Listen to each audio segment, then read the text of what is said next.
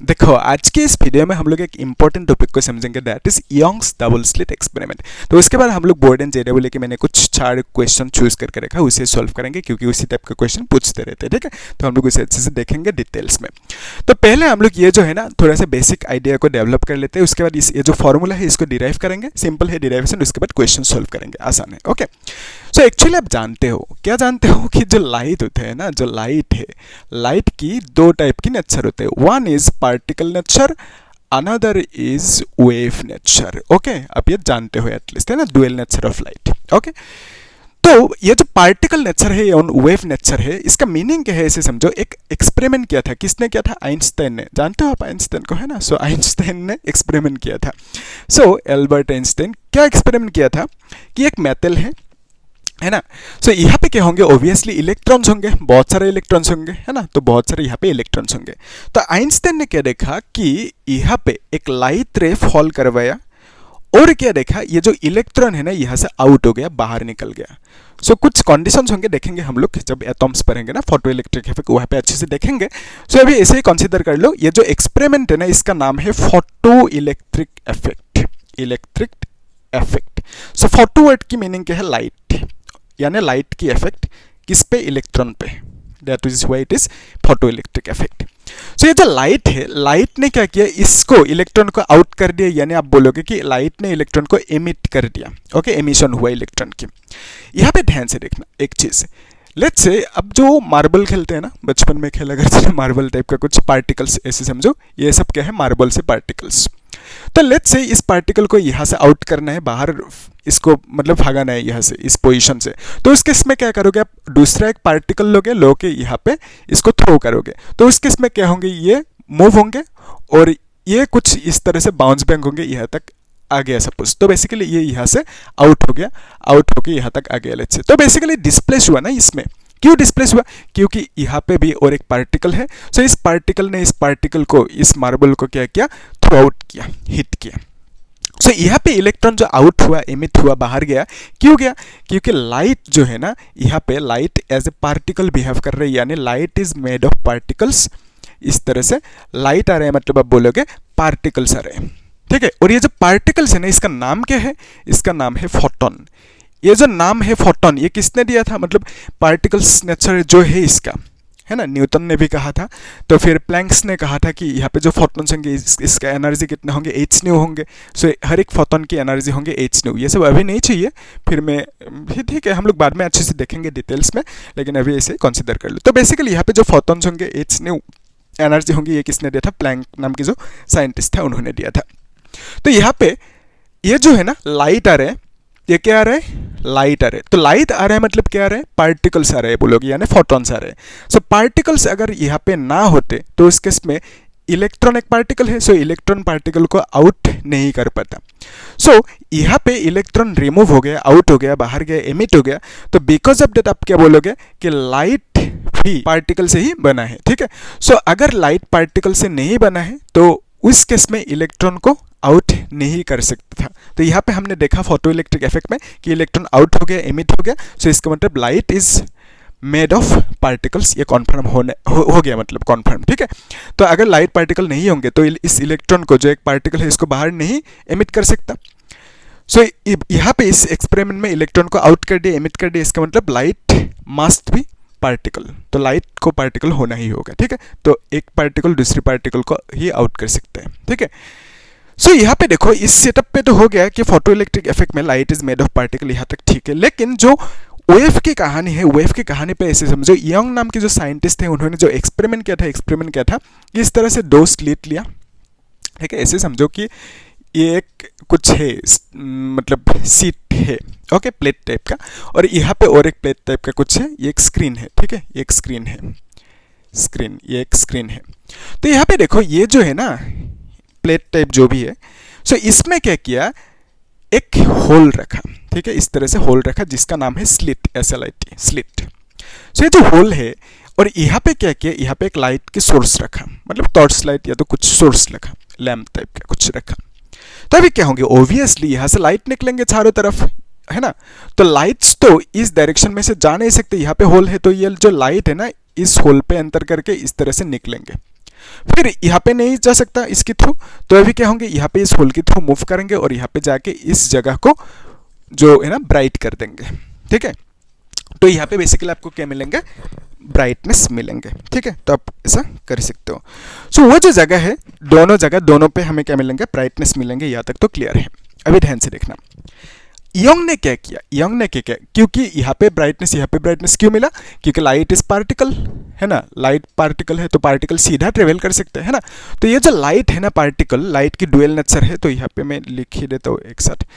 तो ये जो है ना, light is made of particle, तो पार्टिकल किस तरह से मूव करेंगे, इस तरह से स्ट्रेट लाइन। तो इसी पार्टिकल को, यानी लाइट जो है ना, लाइट स्ट्रेट लाइन में मूव कर रही है, इसी को रिप्रेजेंट करने के लिए हम लोगों ने एक रे ड्रॉ किया। रे मतलब आप बोल सकते हो कि एक एरो ड्रॉ किया, ठीक है। एरो ने क्या रिप्रेजेंट किया कि जो लाइट है ना, लाइट स्ट्रेट लाइन पे मूव कर रहे हैं, यानी पार्टिकल्स लाइट की स्ट्रेट लाइन पे मूव कर रहे हैं और उस जगह को मतलब ब्राइट कर दी। यहाँ तक ठीक है। अभी ध्यान से देखना, यंग ने क्या कि ये जो स्लिट है ना, इस स्लिट की साइज को बहुत ज़्यादा कम कर दिया, यानी इन ए सेंस इस स्लिट की जो विड्थ है ना, WIDTH, ओके, विड्थ, तो विड्थ है ना इसका, वो कितना कर दिया, लगभग 0.3 मिलीमीटर कर दिया, ठीक है। तो यहाँ पे भी इसका विड्थ कितना कर दिया, सेम 0.3 मिलीमीटर कर दिया। और दोनों स्लिट्स के बीच में जो गैप है ना, इस गैप को, ये जो डिस्टेंस है ना दोनों के बीच में गैप, इसको ऑलमोस्ट 2 मिलीमीटर कर दिया, ठीक है। या तो आप 3 मिलीमीटर इतना सा कुछ ऐसा कर दिया, ठीक है। तो बेसिकली छोटा कर दिया, ठीक है। तो विड्थ को भी, स्लिट की साइज को कम कर दिया, इस स्लिट का साइज को भी वेरी स्मॉल, 0.3 मतलब क्या, बहुत ज़्यादा स्मॉल, तो बहुत ज़्यादा स्मॉल कर दिया। अभी देखो यहाँ पे क्या होता है, ये जो सोर्स है ना, इस सोर्स को रिप्लेस करके क्या कर दिया, मोनोक्रोमेटिक सोर्स कर दिया, ठीक है। मोनोक्रोमेटिक सोर्स, मोनो मतलब क्या है, सिंगल, तो बेसिकली आप बोलोगे सिंगल। क्रोम मतलब क्या है, क्रोम मतलब कलर, ठीक है। सो सिंगल कलर मतलब क्या बोलोगे, वेवलेंथ। जैसे आप जानते हो कि व्हाइट लाइट होंगे तो प्रिज्म के थ्रू जब मूव करेंगे तो 7 कलर्स में, विबजियर्स में दिस क्या होता है ना, डिस्पर्स हो जाते हैं विबजियर्स में। तो यहाँ पे आपको क्या मिल रहा है, 7 कलर्स मतलब आपको मिलेंगे 7 वेवलेंथ, ठीक है। 7 वेवलेंथ मतलब 7 कलर। तो यहाँ पे जो व्हाइट लाइट है ना, white light is consist of 7 colours मतलब 7 वेवलेंथ्स। तो यहाँ पे जो मोनोक्रोमेटिक होंगे ना, मोनो मतलब सिंगल, तो बेसिकली यहाँ पे सिंगल वेवलेंथ होंगे, सिंगल वेवलेंथ। तो बेसिकली अगर आप यहाँ पे व्हाइट लाइट की सोर्स यूज करोगे तो आपको कितना मिलेंगे, 7 वेवलेंथ्स मिलेंगे। लेकिन आपको चाहिए सिर्फ एक वेवलेंथ, मोनोक्रोम मतलब सिंगल वेवलेंथ चाहिए। तो उसके लिए ये जो लाइट है ना, इस लाइट के सोर्स को रिप्लेस करना होगा किससे, सोडियम लैंप से। जो सोडियम लैंप है ना, सोडियम वेपर लैंप, ठीक है। जो सोडियम वेपर लैंप है ना, वेपर लैंप थोड़ा सा ऑरेंज टाइप के कलर की होंगे। तो सोडियम वेपर लैंप जो है ना, सो ये क्या करेंगे, रिलीज करेंगे, जो लाइट रिलीज करेंगे वो उस लाइट की वेवलेंथ सिंगल होंगे, यानी एक ही होंगे वो वेवलेंथ, ठीक है। सो बेसिकली यहाँ पे हमें क्या चाहिए, इसके थ्रू जो लाइट निकलेंगे उसका जो वेवलेंथ होंगे, इसके थ्रू जो लाइट निकलेंगे वेवलेंथ होंगे, जो दोनों सेम होना चाहिए। क्या होंगे लाभ उससे, वो भी देखेंगे हम अभी थोड़ी देर बाद। लेकिन अभी ऐसे समझो कि ये जो है ना सोडियम लैंप, यहाँ से क्या निकलेंगे, मोनोक्रोमेटिक लाइट, यानी सिंगल कलर के, यानी सिंगल वेवलेंथ की लाइट निकलेंगे, सच दैट यहाँ से भी सिंगल वेव, यहाँ से भी सिंगल वेव निकले, ठीक है। तो यहाँ पे यंग ने क्या किया, इसके साइज को कम कर दिया और लाइट को सोडियम वेपर लैंप से, यानी मोनोक्रोमेटिक सोर्स से रिप्लेस कर दिया। उससे हुआ क्या देखा उन्होंने कि ये जो स्क्रीन है ना, इस स्क्रीन पे ये जो रीजन है ना, सेंटर की रीजन, ये जगह सबसे ब्राइट हो गया, ठीक है।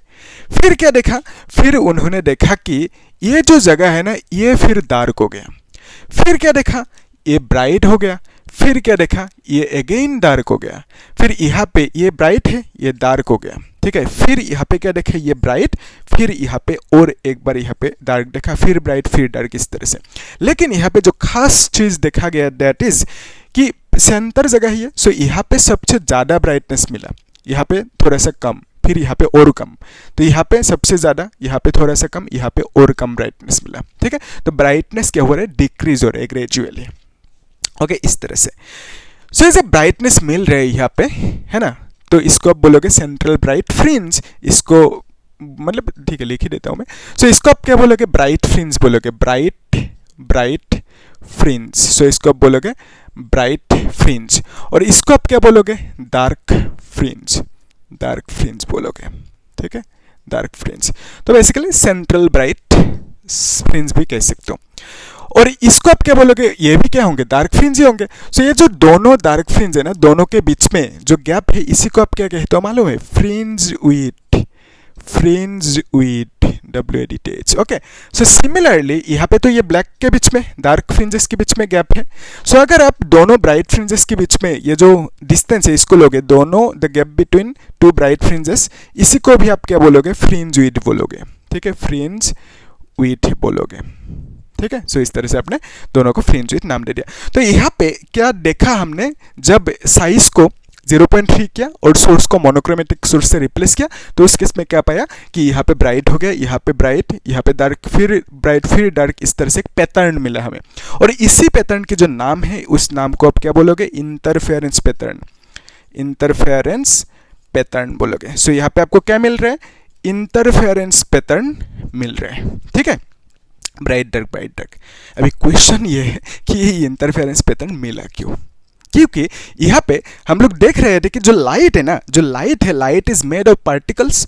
तो अगर लाइट पार्टिकल्स है तो पार्टिकल सीधा जाके यहाँ पे हिट करेंगे तो इस जगह को जो ब्राइट करेंगे, फिर यहाँ से पार्टिकल गया, पार्टिकल जाके यहाँ पे हिट किया, सो इस जगह को ब्राइट कर दिया, काम खत्म। ऐसा होते तो, लेकिन यहाँ पे क्या मिल रहा है हमें, जब साइज को थोड़ा सा डिक्रीज किया, 0.3 किया, मोनोक्रोमेटिक सोर्स लगा, तो उस केस में क्या पाया योंग ने कि इस तरह की एक पैटर्न मिला, डार्क ब्राइट, है ना। अभी क्वेश्चन क्या है कि ये डार्क ब्राइट पैटर्न इस तरह से क्यों मिल रहा है। अगर लाइट पार्टिकल है तो लाइट पार्टिकल होने से सीधा जाके इसको ब्राइट करेंगे, तो पार्टिकल जो है ना, पार्टिकल ऐसे तो ट्रेवल नहीं कर सकता कि लाइट जो है पार्टिकल होंगे है सपोज, तो लाइट इज पार्टिकल, तो पार्टिकल ऐसे जाके ऐसे तो बैंड नहीं हो सकता ना। तो यहाँ पे ये पार्टिकल ऐसे जा रहे हैं, जाके ऐसे बैंड किया, ऐसा कर सकता है क्या, पार्टिकल नहीं कर सकता, पार्टिकल ऑलवेज स्ट्रेट लाइन में मूव करेंगे। So that is why light को जब पार्टिकल कंसीडर करोगे तो आप क्या यूज करोगे, रे यूज करोगे टू रिप्रेजेंट लाइट। ठीक है, या तो एरो, फाइन। तो यहाँ पे इसका मतलब light is not behaving as particle इस केस में, दैट इज वाई आप कहते हो लाइट की डुअल नेचर होता है। सो लाइट इस केस में एज ए पार्टिकल बिहेव कर ही नहीं सकता। अगर बिहेव कर रहे हैं तो इस केस में सिर्फ ये जगह ब्राइट होंगे और ये जगह ब्राइट नहीं होंगे, होना भी नहीं चाहिए। सो यहाँ पे light as a particle behave नहीं कर रहे, तो किस हिसाब से लाइट बिहेव कर रहे हैं, answer is light is behaving as wave in this case. तो अगर लाइट वेव हिसाब से बिहेव कर रहे हैं, अगर पार्टिकल जैसे बिहेव करेंगे तो आप सिंपल लाइट को कैसे रिप्रेजेंट करोगे, आप एरो लगाओगे। लेकिन यहाँ पे लाइट अगर वेव जैसा बिहेव कर रहे तो उस केस में आप सिंपल एरो नहीं लगाओगे, आप क्या लगाओगे, वेव फ्रंट। यानी जब पार्टिकल होंगे तो आप लाइट को रिप्रेजेंट करोगे विथ रे या तो एरो, जब वेव होंगे तो उस केस में आप लाइट को रिप्रेजेंट करोगे एज वेव फ्रंट। ठीक है, सो लाइट को आपने एज वेव फ्रंट रिप्रेजेंट किया। सो अभी वेव फ्रंट ड्रॉ कैसे किया जाता है, उसके लिए रूल कहा था किसने, हाइगन ने, लास्ट क्लास में हमने देखा था, तो उसको देखना अच्छे से। ठीक है, सो अब ऐसा बोल सकते हो कि ये है लेट्स से लाइट रे। तो हाइगन ने कहा था कि जो लाइट रे है ना, उससे अगर एक परपेंडिकुलर खींचो, सो इसी को आप क्या बोलोगे, वेव फ्रंट बोलोगे। सो लाइट रे से जो भी परपेंडिकुलर है उसे बोलोगे आप वेव फ्रंट। क्लियर है। सो लाइट रे सपोज इस तरह से है, ठीक है, तो यहाँ पे इसके साथ परपेंडिकुलर, इसके साथ परपेंडिकुलर, इसे खींचो, सो इसको कनेक्ट करो। So this is the wave front for this light rays. So ये है wave front and these are rays. ठीक है, तो रेज से 90 मतलब अब बोलोगे वेव फ्रंट। तो अभी क्वेश्चन क्या है, क्वेश्चन ये है कि लाइट यहाँ पे एज ए पार्टिकल बिहेव करेंगे तो सिर्फ हमें यहाँ पे और यहाँ पे ब्राइटनेस मिलेंगे। लेकिन हमने देखा एक्सपेरिमेंट में कि यहाँ पे भी मिल रहा है ब्राइटनेस, यहाँ पे भी, और यहाँ पे डार्कनेस, यहाँ पे डार्क, फिर ब्राइटनेस मिल रहा है, इस तरह से पैटर्न मिल रहा है। ये हमने देखा एक्सपेरिमेंट में। तो ऐसे क्यों हुआ उसे एक्सप्लेन करना है। तो उसे एक्सप्लेन करने के लिए हम लोग लाइट को एज पार्टिकल कंसीडर नहीं कर सकते, क्योंकि पार्टिकल ऑलवेज स्ट्रेट लाइन में मूव करेंगे। सो दैट इज वे हम क्या करेंगे, लाइट को एज ए वेव कंसीडर करेंगे। सो वेव कंसीडर करने से आप क्या करोगे, लाइट को रिप्रेजेंट करोगे with the help of wave front, मतलब लाइट की जो वेव है उसको रिप्रेजेंट करोगे with the help of wave front. ठीक है, सो यहाँ पे हम लोग क्या करेंगे, लाइट को जब wave front as a wave front या तो वेव कंसीडर करेंगे तो इस केस में हम एक्सप्लेन कर पाएंगे कि इस तरह की पैटर्न क्यों मिल रहा है। सो उसी एक्सप्लेनेशन को देखना है। तो देखने के लिए आपको क्या करना होगा, इसको नोट करके रखना है। ठीक है, इसको मैं मिटा देता हूँ, है ना। सो अभी हम लोग जो कहानी है उसको देख लेते हैं, क्यों इस तरह की पैटर्न मिल रहे हैं, ठीक है। उसके बाद इस फॉर्मूला को डिराइव करेंगे जो बहुत ही ज़्यादा आसान है। उसके बाद क्वेश्चन सॉल्व करेंगे, ठीक है। क्वेश्चंस इंपॉर्टेंट है क्योंकि उसी टाइप के क्वेश्चंस पूछे जाते हैं ना बोर्ड एग्जाम में और JEE में, ठीक है। तो इसको हम लोग अच्छे से देखेंगे। सो अभी हमें क्या देखना है कि इस तरह की पैटर्न क्यों मिल रहा है। तो उसके लिए आप क्या करोगे, सिंपल ऐसे रखो कि जो डायग्राम है ना, डायग्राम को ऐसे रखते हैं कि ये है लेट्स से एक स्लिट, ठीक है, ये एक स्लिट। फिर यहाँ पे this is the screen let's say, ठीक है, this is the screen, screen पे लाइट फॉल करेंगे। तो यहाँ पे एक रेफरेंस लाइन ले सकते हो, ठीक है, this is the reference line let's say, बीच में रहेंगे, है ना। सो रेफरेंस लाइन यहाँ पे कंसीडर किया। अभी ध्यान से देखना, तो यहाँ पे ये जो है ना, इस जगह पे आपने क्या किया और एक प्लेट रखा इस तरह से, और इस प्लेट पे जो एक होल रखा है ना, तो यहाँ पे आपने क्या किया, इसका नाम दे दिया S, और यहाँ पे इसका नाम दे दिया सपोज S1 यानी सोर्स 1, इसका नाम दे दिया सोर्स 2, ऐसे कंसीडर कर लो, ठीक है। और इन दोनों S1 और S2 के बीच में जो गैप होंगे इसको आप 2 मिलीमीटर कंसीडर कर सकते हो। और ये जो विड्थ है ना इसका S1 की जो ये होल की ओपनिंग है इसको आप 0.3 मिलीमीटर, और इसको भी आप 0.3 मिलीमीटर कंसीडर करोगे। और यहाँ पे क्या करोगे, आप एक सोर्स लगाओगे, सोर्स रखोगे, और ये जो सोर्स है ना, यहाँ पे इस सोर्स को आप बोलोगे मोनोक्रोमेटिक सोर्स, मतलब यहाँ से सिंगल वेव निकलेंगे, मोनोक्रोमेटिक सोर्स, ठीक है। तो यहाँ पे इसका नाम दे दिया मोनोक्रोमेटिक सोर्स। मोनो मतलब सिंगल, क्रोम मतलब कलर या तो वेवलेंथ, ठीक है, सिंगल वेवलेंथ। तो अभी देखो इस मोनोक्रोमेटिक सोर्स से, और ये क्या है, this is nothing but sodium lamp, ठीक है। सो सोडियम लैम्प यूज करोगे, सोडियम वेपर लैम्प है actually, so sodium vapour lamp, okay. तो अभी देखो यहाँ से ऑब्वियसली लाइट रेज निकलेंगे इस तरह से लाइट रेज निकलेंगे।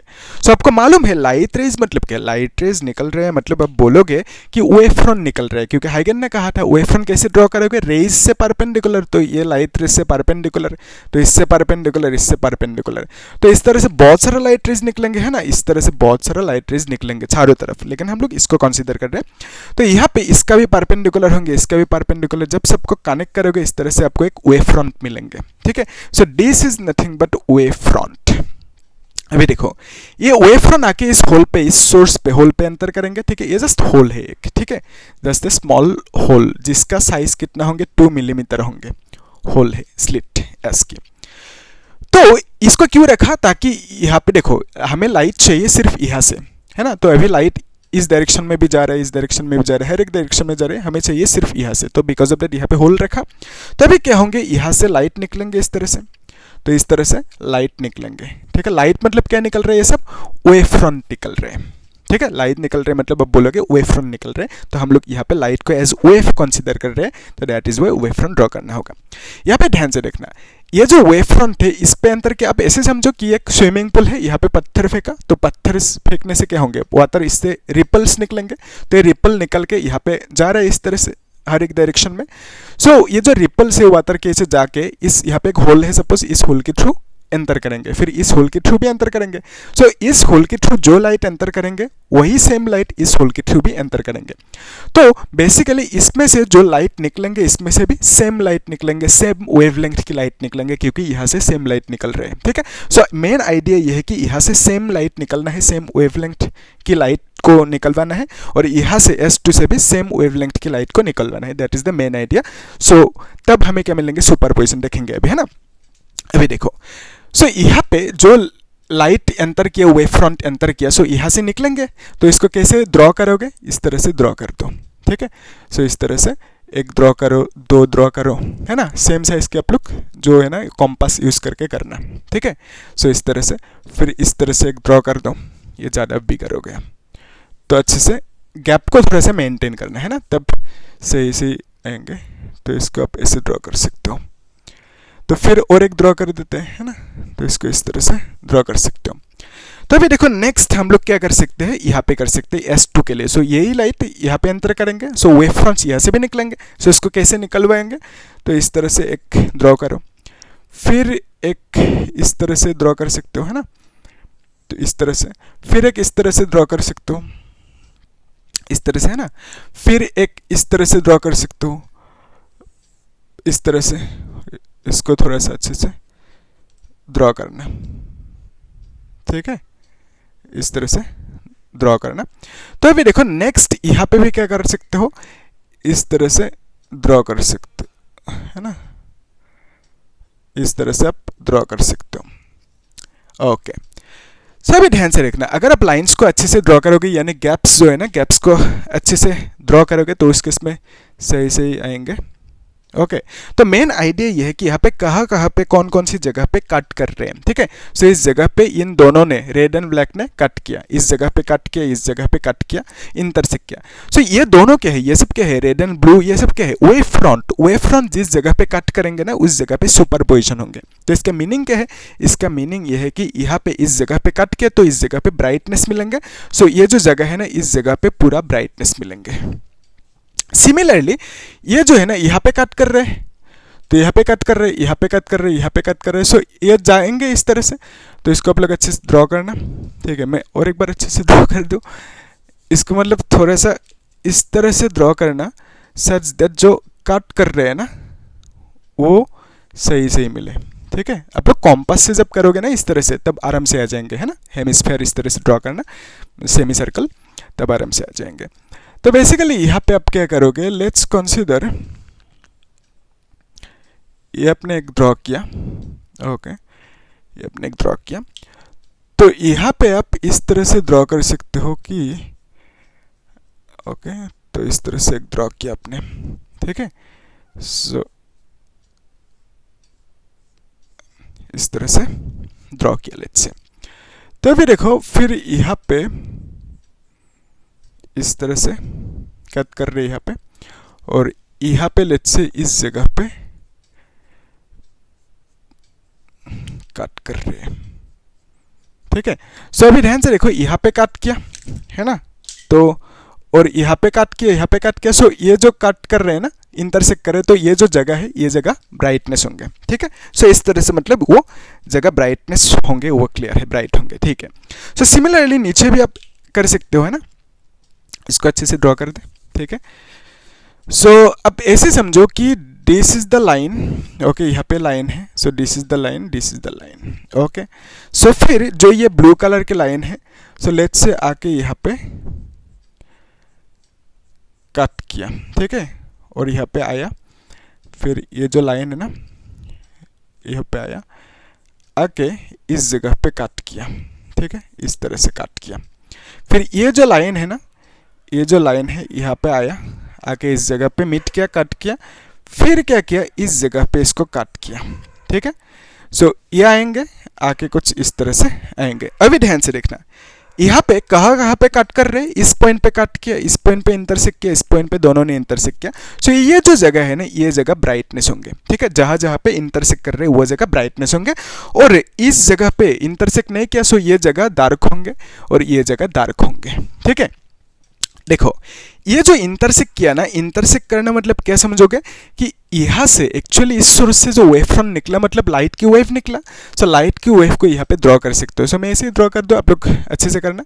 सो यहाँ पे जो लाइट की वेव लेंथ होंगे ना, वेव होंगे, उसको आप ऐसे ड्रॉ कर सकते हो, ठीक है, लाइट की वेव है। और यहाँ पे भी जो लाइट की वेव निकलेंगे उसको भी आप ड्रॉ कर सकते हो, ठीक है। आप लोग नेक्स्ट स्टेप में अच्छे से ड्रॉ करना। तो यहाँ पे जो लाइट की वेव होंगे इस तरह से ड्रॉ करोगे, है ना। तो जहाँ जहाँ पे इंटरसेक्ट किया, मतलब इस पॉइंट पे इंटरसेक्ट किया, यहाँ पे ब्राइट हुआ, यानी यहाँ पे जो लाइट की वेव है ना, वो दोनों वेव इम्पोज हो रहे हैं। इम्पोज मतलब सुपर इम्पोज हो रहे हैं, ठीक है, सुपर पोजिशन हो रहा है। सो इसका मीनिंग क्या है, देखो ये है ना एक वेव और एक वेव है ये। सो दोनों की पीक जो है ना सेम जगह पे मिल रहे हैं, है ना। दोनों की एम्पलीट्यूड, ये जो है ना दिस इज एम्पलीट्यूड, ठीक है, और यहाँ पे भी ये एम्पलीट्यूड है। और दोनों की एम्पलीट्यूड अगर ऐड करने तो ये थोड़ा सा इस तरह से ड्रॉ करना होगा, ऐसे, है ना, देखेंगे। तो बेसिकली यहाँ पे हमें क्या मिल रहा है, सेम टाइम पे पिक मिल रहा है, ठीक है। तो यहाँ पे भी सेम पिक। लेकिन अगर ऐसा सिचुएशन है, लेट्स से ये एक वेव है, अनदर वेव जो यहाँ से स्टार्ट हुआ, सो दोनों को हम बोलेंगे कि दोनों सुपरपोज नहीं हो रहे हैं। सो दे आर सुपरपोजिंग, ओके। तो यहाँ पे दे आर सुपरपोजिंग, सुपरपोज हो रहे हैं, ओके। सो नॉट सुपरपोज लिख देना।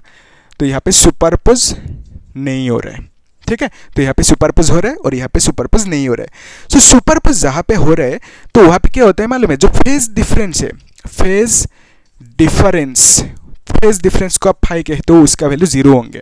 और यहाँ पे जो फेज डिफरेंस है वो नॉन जीरो होंगे, मतलब यहाँ पे कुछ फेज डिफरेंस होंगे, ठीक है। फेज डिफरेंस फाई की वैल्यू नॉन जीरो मतलब कुछ होंगे, ठीक है। तो यहाँ पे सुपरपोज होना मतलब अब बोलोगे फेज डिफरेंस 0 है, सेम फेज से स्टार्ट किया था, ठीक है, सेम काइंड ऑफ वेव मिलेंगे, तो बेसिकली सुपरपोज हो रहे हैं। तो सुपरपोज होना मतलब अब बोलोगे कैसे ड्रॉ करोगे, सुपरपोज हो रहा है उसको कैसे ड्रॉ करोगे, उसके लिए सिंपल अब यहाँ पे कहाँ पे कर दें, दोनों को मतलब एक दूसरे के ऊपर रखना होगा। तो यहाँ पे सुपरपोज नहीं हो रहे, तो इसके लिए आप कैसे ड्रॉ करोगे कि एक इधर गया और अनदर एक इस तरह से जाएंगे, ठीक है। सुपरपोज नहीं हो रहे मतलब ये, ठीक है।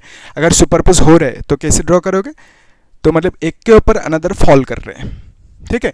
तो अभी यहाँ पे ध्यान से देखना, ये जो सिचुएशन है ना, यहाँ से S1 से जो वेव आ रहे हैं, तो यहाँ पे आया वेव S1 से जो वेव आया, तो this is the wave from S1। S2 से जो वेव आया वो किस तरह से होंगे, वो इससे सुपरपोज होंगे, मतलब एक के ऊपर एक रहेंगे इस तरह से, ठीक है।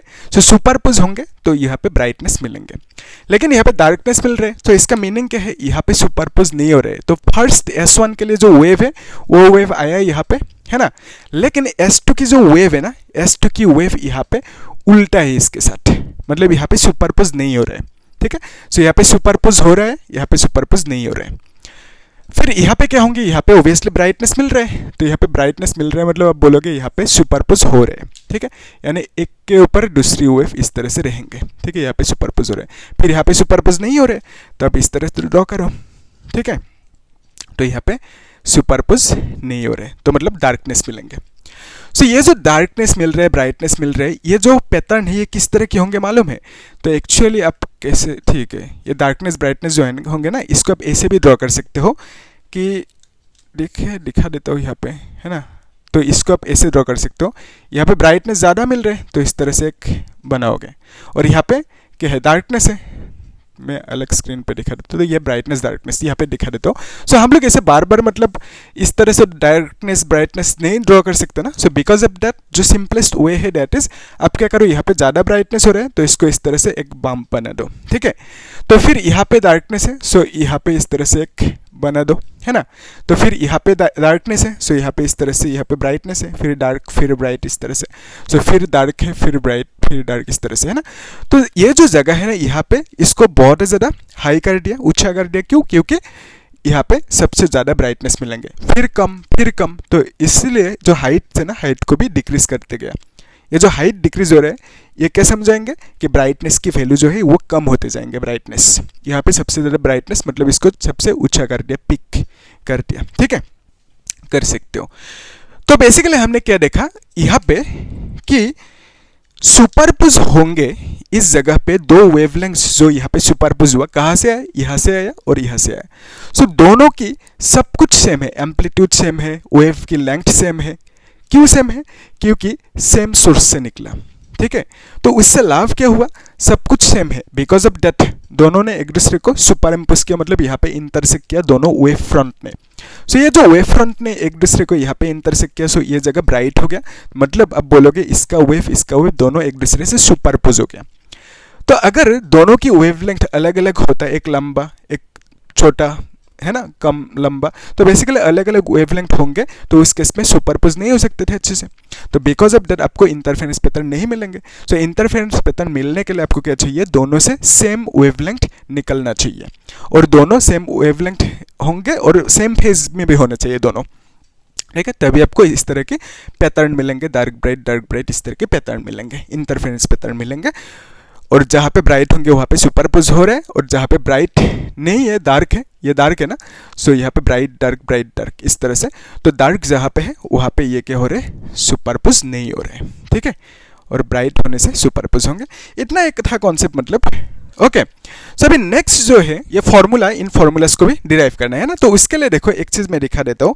तो यहाँ से जो लाइट निकला, ठीक है, S1 सोर्स से जो लाइट निकला, सो इस लाइट की जो वेव है, इस वेव को थोड़ा सा अच्छे से यहाँ पे ड्रॉ कर सकते हैं, इसका वेव है ये। तो ये जो है ना, ये नंबर 1 सोर्स है, तो इसका यहाँ से यहाँ तक जो ये लेंथ है इसको आप बोलोगे एम्पलीट्यूड, इसको आप A1 बोलोगे, क्योंकि नंबर 1 के लिए है। सो इसमें जो वेव निकल रहे हैं that wave is this one. तो यहाँ पे जो ये लेंथ होंगे ना, दिस इज एम्पलीट्यूड, इसको आप A2 बोलोगे क्योंकि सोर्स 2 के लिए है। और यहाँ पे इस लाइट की जो इंटेंसिटी होंगे, इंटेंसिटी मतलब कोई एक लाइट बहुत ज़्यादा ब्राइट है, एक लाइट कम ब्राइट है, तो आप बोलोगे इंटेंसिटी किसका ज़्यादा है, लुमिनस इंटेंसिटी एक्चुअली। तो इंटेंसिटी जिसका ब्राइटनेस ज़्यादा है उसका ज़्यादा है। तो बेसिकली यहाँ पे इसका जो इंटेंसिटी है, इसका इंटेंसिटी को अभी के लिए मैंने I1 कह दिया और इस सोर्स की इंटेंसिटी को I2 कह दिया, ठीक है। सो इंटेंसिटी I1 I2। तो यहाँ पे इस वेव की, इस लाइट की इंटेंसिटी I1 है, इस लाइट की इंटेंसिटी I2 है।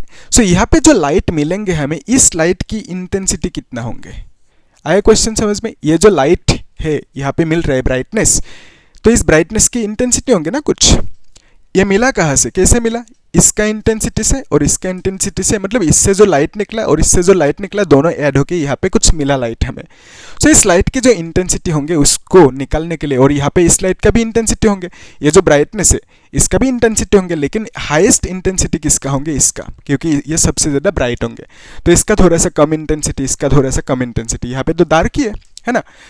तो बेसिकली इंटेंसिटी कितना होंगे निकालने के लिए जो फॉर्मूला है that is this is the formula. So ये फॉर्मूला आया कहाँ से, इसको डिराइव करना है। सो डिराइव करने के लिए हम लोग कंसीडर करेंगे, अभी देखो इस एक्सपेरिमेंट में यहाँ से जो लाइट निकल रहा है वही लाइट यहाँ से भी निकल रहा है, यहाँ से भी निकल रहा है। तो इसका जो इंटेंसिटी होंगे, इसका जो इंटेंसिटी होंगे सेम ही होंगे, लेकिन अभी के लिए हम लोग इस फॉर्मूला को डिराइव करने के लिए हम लोग इसका और इसका इंटेंसिटी को हम लोग अलग अलग कंसीडर कर रहे हैं, ठीक है। तो यहाँ पे इंटरफेरेंस पैटर्न मिलने के लिए सेम होना चाहिए, लेकिन अभी हम लोग कंसीडर कर रहे हैं कि इसका इंटेंसिटी I1 है लेट्स से, इसका इंटेंसिटी लेट्स से I2 है, ठीक है। तो ऐसे जो सेटअप है ना, एक्चुअल सेटअप मशीन जहाँ पे ये करेंगे एक्सपेरिमेंट, तो वहाँ पे सब कुछ एडजस्ट कर सकते हो, ठीक है। तो उस हिसाब से चीज़ें होंगे। तो यहाँ पे हमने क्या किया, इस फॉर्मूला को डिराइव करने के लिए इंटेंसिटी को अलग अलग रखा, I1 I2, सोर्स 1 की इंटेंसिटी I1, सोर्स 2 की इंटेंसिटी I2। सो यहाँ से लाइट निकल रहे हैं ना, दैट इज वाई इसको सोर्स कह दिया। यहाँ से लाइट निकल रहे हैं तो इसको भी सोर्स कह दिया। सो यहाँ से जो लाइट निकल रहा है इसका इंटेंसिटी I1 कह दिया, यहाँ से जो लाइट निकल रहा है इसका इंटेंसिटी को I2 कह दिया। सो यहाँ से जो वेव निकलेंगे उसका एम्पलीट्यूड A1, इसका वेव की एम्पलीट्यूड A2 कंसीडर किया। अभी के लिए हमने अलग अलग कंसीडर किया, फाइन। तो तब हम लोग इन फॉर्मूलाज को डिराइव कर पाएंगे। सो उसके लिए आप एक काम करो, ठीक है, इसको मिटाना होगा, ओके, मिटा देते हैं। तो आप लोग नोट करके रखना, ठीक है, अच्छे से नोट करना। तो हमें चाहिए ये फॉर्मूला। सो फॉर्मूला के लिए हम लोग क्या करेंगे, ये जो है ना वेव की इक्वेशन, आपको एक चीज़ मालूम है कि जो वेव की इक्वेशन है ना that is equal to A sin omega t plus phi होता है। ये मतलब एक वेव की इक्वेशन होता है। सो क्लास 11 में इसका डिराइवेशन भी पूछे जाते हैं, मतलब जो ऑसिलेशन है ना, हार्मोनिक ऑसिलेशन वेव, तो इसमें पूछे जाते हैं। अभी नहीं चाहिए, अब सिंपल ऐसे रखो वेव की इक्वेशन। एक्चुअली आप जानते हो, देखो क्या जानते हो कि सपोज एक स्ट्रेट लाइन है, ठीक है। स्ट्रेट लाइन होने से आप इक्वेशन क्या लिखोगे, y is equal to suppose 2x plus 3 लिख दिया कुछ। सपोज आपको स्ट्रेट लाइन नहीं चाहिए, आपको चाहिए कुछ पैराबोला, तो आप इक्वेशन क्या लिखोगे, y is equal to let's say 2x square plus 3x कुछ लिख दिया, मतलब स्क्वायर होंगे। सो अगर आपको सपोज इस तरह की चाहिए ग्राफ, तो इस केस में आप क्या करोगे, इक्वेशन में क्यूब लिखोगे, ठीक है। Let's say y is equal to 3x cube plus कुछ लिखा, ओके, c लिख दिया कुछ जो है। तो मतलब इस तरह की क्यूबिक इक्वेशन होने से उस तरह के ग्राफ मिलेंगे। लेकिन आपको लेट्स से वेव टाइप की इक्वेशन ग्राफ चाहिए, तो आप इक्वेशन किस तरह की लिखोगे, इस तरह की इक्वेशन लिखोगे जहाँ पे साइन होंगे, कॉस होंगे। तो वेव होने से इस तरह की इक्वेशन लिखना होगा। तो अभी देखो ये जो यंग्स डबल स्लिट एक्सपेरिमेंट है, इसमें जो सोर्स है, ओके, आप नोट करते जाना। सो इसमें जो सोर्स है, लेट्स से ये है स्क्रीन, तो ये है S1, ये है S2। सो यहाँ से जो वेव निकलेंगे that is this is the wave, यहाँ से जो वेव निकला दिस इज द वेव। सो इसका जो इंटेंसिटी है that is sorry amplitude A1, इसका जो एम्पलीट्यूड है दैट इज A2, ठीक है। एम्पलीट्यूड मतलब कितना ऊंचा, पिक है ना, A2 एम्पलीट्यूड। सो इसके लिए ये जो वेव है इसका जो डिस्प्लेसमेंट इक्वेशन होंगे y1 इज इक्वल टू आप लिख सकते A1 साइन ओमेगा t, और यहाँ पे displacement equation y2 is equal to A2 sine omega t। तो अगर हम इसे लिखे ओमेगा टी सेम सेम, तो इसका मतलब दोनों की फेज सेम होंगे। तो बिकॉज ऑफ दैट हमने थोड़ा सा अलग दिखाने के लिए यहाँ पे एक फाई लगा दिया, ताकि यहाँ पे एंगल अलग अलग हो। या तो आप ऐसे बोल सकते हो कि इसका जो फेज डिफरेंस है, दोनों की फेज डिफरेंस, इसका और इसका दोनों के फेज डिफरेंस क्या है, फाई है। ठीक है, फेज डिफरेंस दोनों के फाई है। ठीक है, सो ये है, मतलब एक्चुअली जो मेन फॉर्मेट है ये फॉर्मेट है ना। तो यहाँ पे आप क्या लिखते हैं कि फाई 1 लिखते हैं ना, इस तरह से फाई 1 लिखते हैं और यहाँ पे फाई 2 लिखते हैं। लेकिन फाई 1 की वैल्यू हमने 0 रखा, फाई 2 की वैल्यू फाई कर दी, ऐसे कंसीडर कर सकते हो। ठीक है, सो फाई 1 की वैल्यू 0 रखा ऐसे समझो, और यहाँ पे फाई 2 की वैल्यू फाई कंसीडर किया। ठीक है, तो y1 एंड y2 दोनों वेव के लिए दो डिस्प्लेसमेंट इक्वेशन मिला। y1 और y2 क्या है, डिस्प्लेसमेंट्स।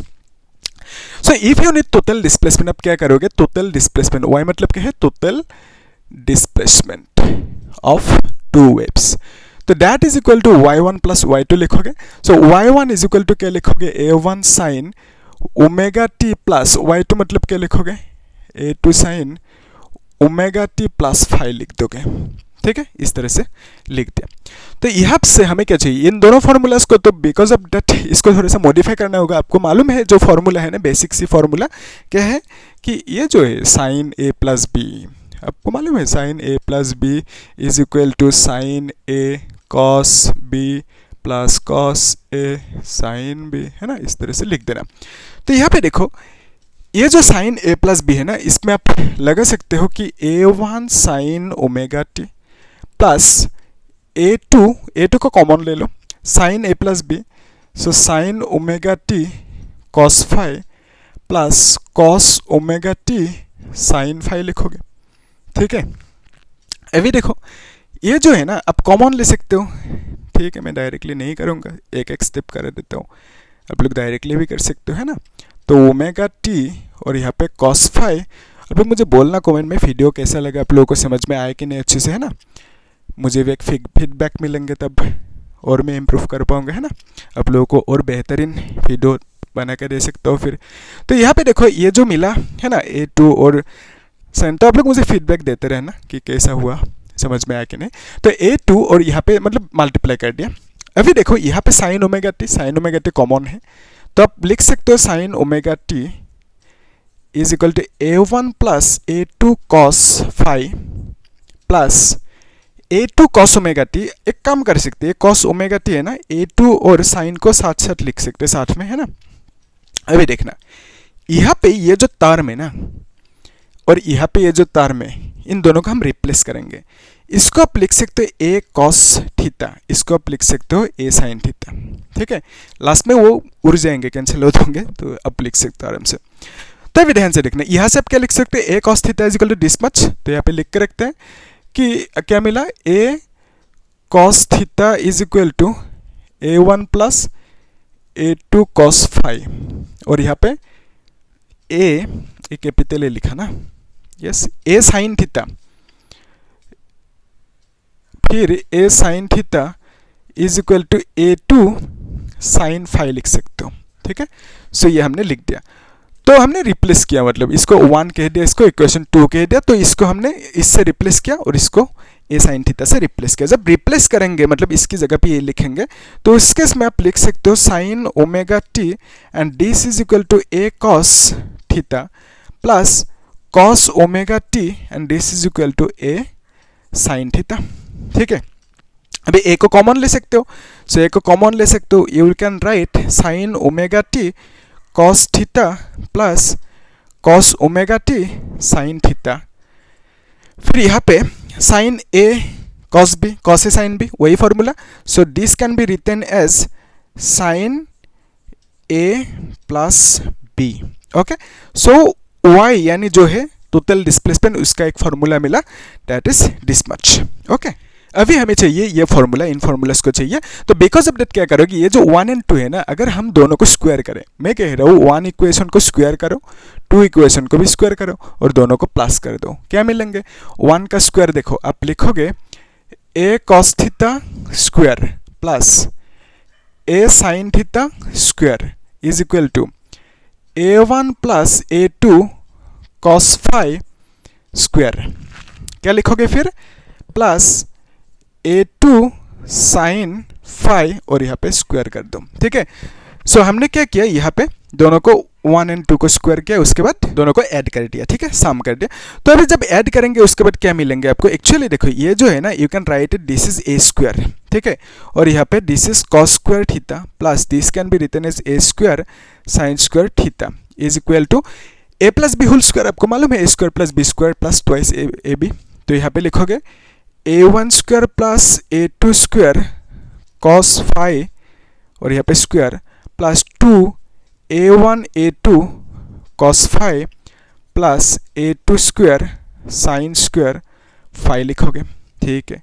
तो यहाँ पे आप a स्क्वायर को कॉमन ले सकते हो, फिर आप लिखोगे this is equal to cos theta plus sine theta, okay.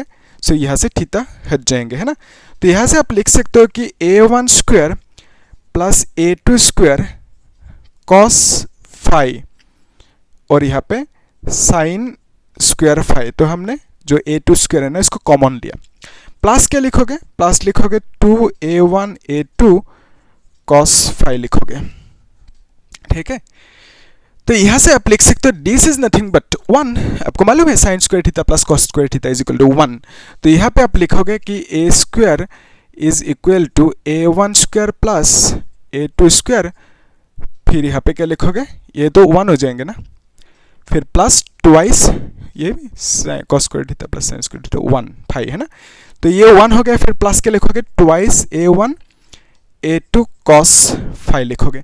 So amplitude का ये आपको एक फॉर्मूला मिला। सो अगर आपको सिर्फ एम्पलीट्यूड चाहिए तो रूट लगाओगे इस तरह से ना, तो बेसिकली ये फॉर्मूला आपको मिल चुका।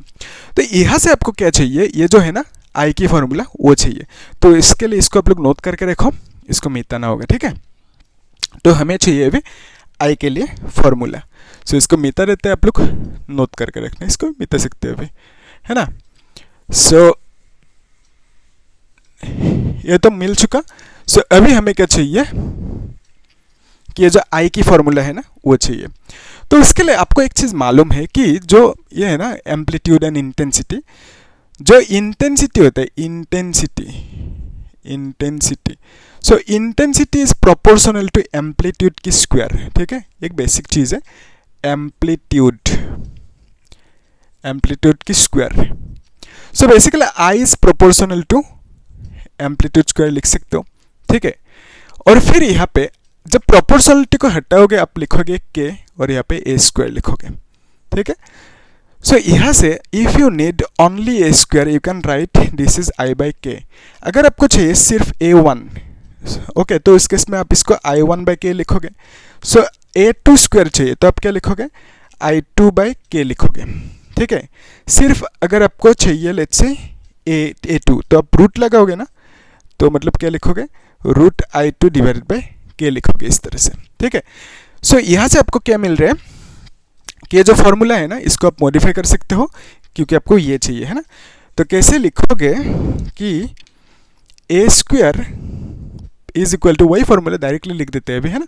सो ए स्क्वायर मतलब क्या लिख सकते हो, ए स्क्वायर मतलब आई बाई के लिख सकते हो, ठीक है, आई बाई के लिख सकते हो, इज इक्वल टू a1 मतलब i1 बाई के लिख सकते हो plus this is i2 by के प्लस ट्वाइस a1 मैंने क्या लिख सकते हो, i1 बाई के, फिर a2 मतलब i2 बाई के, फिर यहाँ पे cos फाई लिख दोगे, ठीक है। सो अभी ध्यान से देखना, अगर यहाँ पे i1 के लिखोगे प्लस i2 के लिखोगे प्लस 2 i1 i2 लिखोगे और यहाँ पे रूट के मतलब के होंगे और यहाँ पे cos फाई। सो यहाँ पे i बाई के है ना, ऐसे समझो के को कॉमन लिया तो सब के कैंसिल आउट होंगे। So I is equal to i1 plus i2 plus 2 root i1 i2 लिख सकते हो और यहाँ पे cos फाई कर दो, ठीक है। सो आपको क्या मिला, ये इंटेंसिटी का फॉर्मूला है ना। तो वही चाहिए आपको डिराइव करने देते हैं इंटेंसिटी का फॉर्मूला। सो यहाँ से हमें एक लास्ट चीज़ देखना है, that is constructive and destructive interference, ठीक है। सो यहाँ पे जो हमें मिला ना अभी इसमें कि एक स्लिट है, ठीक है, S1 S2, तो यहाँ पे भी होंगे, S1 नहीं ड्रॉ करने से भी होगा। तो बेसिकली स्क्रीन एंड स्लिट है, ये स्क्रीन है स्लिट है।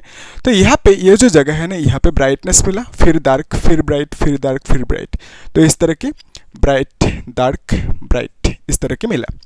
तो यहाँ पे इसमें जो आई की इक्वेशन है ये मिला, मतलब इंटेंसिटी की इक्वेशन। सो ये जो है ना सब जहाँ पे ब्राइटनेस मिल रहे हैं, ठीक है, ये सब जो है ना ये सब क्या है, ब्राइटनेस, ये सब ब्राइटनेस। सो जहाँ पे ब्राइटनेस मिल रहा है, जहाँ पे ब्राइटनेस मिल रहा है उसको हम बोलेंगे कॉन्स्ट्रक्टिव इंटरफेरेंस। तो ये जो पैटर्न मिला ब्राइट डार्क, उसको हमने क्या बोला कि इंटरफेरेंस पैटर्न। सो यहाँ पे ब्राइटनेस मिल रहा है, सो इन ब्राइट्स को हम बोलेंगे कॉन्स्ट्रक्टिव इंटरफेरेंस, कॉन्स्ट्रक्टिव इंटरफेरेंस। और जहाँ पे डार्कनेस मिल रहा है ना, ये जो पोर्शन है यहाँ पे डार्क मिल रहा है, यहाँ पे भी डार्क। सो ये जो डार्क मिल रहा है ना, यहाँ पे भी डार्क मिल रहा है। सो ये जो डार्क की जगह है इसको आप बोलोगे डिस्ट्रक्टिव इंटरफेरेंस, ठीक है। सो ये जो है ना इंटरफेरेंस की टाइप, एक है कॉन्स्ट्रक्टिव, अनदर इज डिस्ट्रक्टिव। तो यहाँ पे लिख के रखते हैं, कॉन्स्ट्रक्टिव कब होंगे और डिस्ट्रक्टिव कब होंगे वो देखना है हमें, और यहाँ पे डिस्ट्रक्टिव, ठीक है। तो कॉन्स्ट्रक्टिव एंड डिस्ट्रक्टिव कब मिलेंगे। सो एक्चुअली देखो, जब भी सुपरपोज करेंगे तो हमें ब्राइटनेस मिलेंगे। सुपरपोज मतलब इस तरह के, है ना, इस तरह से एक वेव है और एक वेव इस तरह की है। और यहाँ पे डिस्ट्रक्टिव मतलब सुपरपोज नहीं कर रहे, मतलब इस तरह की एक वेव है और another wave let's say opposite phase से जा रहे हैं, ठीक है, तो डिस्ट्रक्टिव। तो जब भी कॉन्स्ट्रक्टिव होंगे तो आप बोलोगे कि जो इंटेंसिटी है ना, ये इंटेंसिटी आई मतलब क्या है, आई मतलब यहाँ पे जो मतलब ब्राइटनेस मिल रहा है ना उसकी इंटेंसिटी। सो इस सोर्स से जो लाइट निकला इसका इंटेंसिटी है I1, और इस सोर्स से जो लाइट निकला इसका इंटेंसिटी I2। तो दोनों इंटेंसिटी मिलके यहाँ पे ब्राइटनेस क्या, सो इस ब्राइटनेस की टोटल इंटेंसिटी जिसको आप रिजल्टेंट इंटेंसिटी बोलोगे, सो वो है I, ठीक है। सो यहाँ पे जो ब्राइटनेस मिल रहा है ना उसकी इंटेंसिटी को I कहते हैं। लेट्स से इस ब्राइटनेस की इंटेंसिटी I है, इसका भी इंटेंसिटी I, थोड़ा कम होंगे लेकिन इस फॉर्मूले से आप निकल सकते हो। So this I is nothing but resultant, है ना, रिजल्टेंट इंटेंसिटी। किसका रिजल्टेंट, ये जो दोनों सोर्सेस की इंटेंसिटी है दोनों की रिजल्टेंट इंटेंसिटी, ठीक है, टोटल इंटेंसिटी। सो जब भी ये इंटेंसिटी मैक्सिमम होंगे, कब होंगे मैक्सिमम, जब cos फाई की वैल्यू, जब भी cos फाई की वैल्यू +1 होंगे तब इंटेंसिटी जो है ना ये मैक्सिमम होंगे। तो मैक्सिमम इंटेंसिटी मतलब cos फाई 1 होंगे। सो cos फाई 1 मतलब क्या लिखोगे formula, I2 plus twice I1 I2 लिखोगे, ठीक है। फिर डिस्ट्रक्टिव मतलब क्या है, डिस्ट्रक्टिव मतलब आप लिखोगे जो cos फाई है ना इसका वैल्यू -1 होंगे, और उस केस में जो इंटेंसिटी मिलेंगे minimum intensity, and that is equal to I1 plus I2, और यहाँ पे -2 I1 I2 लिखोगे, ठीक है। सो यहाँ पे cos फाई की वैल्यू -1 लिखोगे, तो -1 लिखने से यहाँ पे माइनस होंगे, ठीक है, और यहाँ पे cos फाई की वैल्यू +1 लिखा, okay. So basically maximum intensity जो है ये है, और ये है मिनिमम इंटेंसिटी। एग्जाम में मतलब ऐसा भी पूछे जा सकते हैं कि इंटेंसिटी जो मैक्सिमम एंड मिनिमम होंगे दोनों के बीच में डिफरेंस भी पूछे जा सकते हैं, ठीक है। इसको हम लोग देखेंगे, अभी क्वेश्चन सॉल्व करेंगे। तो बेसिकली इस तरह से आपको आप निकल सकते हो maximum and minimum intensity, okay. So अभी एक आप लास्ट चीज़ देख लो, उसके लिए इसको भी मिटाना होगा, ठीक है। सो मिटा ही देते हैं, क्या एक आप लोग नोट करते जाना, ठीक है। सो लास्ट ये पॉइंट है, that is path difference. Actually क्या होता है मालूम है, यहाँ पे जो, ठीक है, और एक बार ड्रॉ कर देते हैं कि यही है। तो ये है जो S1 एंड S2, ठीक है, और यहाँ पे स्क्रीन। तो लेट्स से आपने कंसीडर किया यहाँ पे तो ब्राइटनेस हुआ, सो लेट्स से यहाँ पे भी ब्राइटनेस हुआ, ये ब्राइटनेस, तो इस पॉइंट का नाम दे दे P। तो यहाँ पे क्या मिल रहा है आपको, ब्राइटनेस मिल रहा है, ठीक है।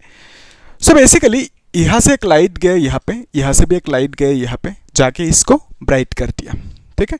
सो इसका इंटेंसिटी I1 है, इसका इंटेंसिटी I2। सो दोनों इंटेंसिटी जाके यहाँ पे मीट किया, यानी लाइट मीट किया, तो यहाँ पे क्या हुआ, ब्राइटनेस हो गया, कुछ ब्राइटनेस मिला हमें, ठीक है, मतलब कॉन्स्ट्रक्टिव इंटरफेरेंस मिला।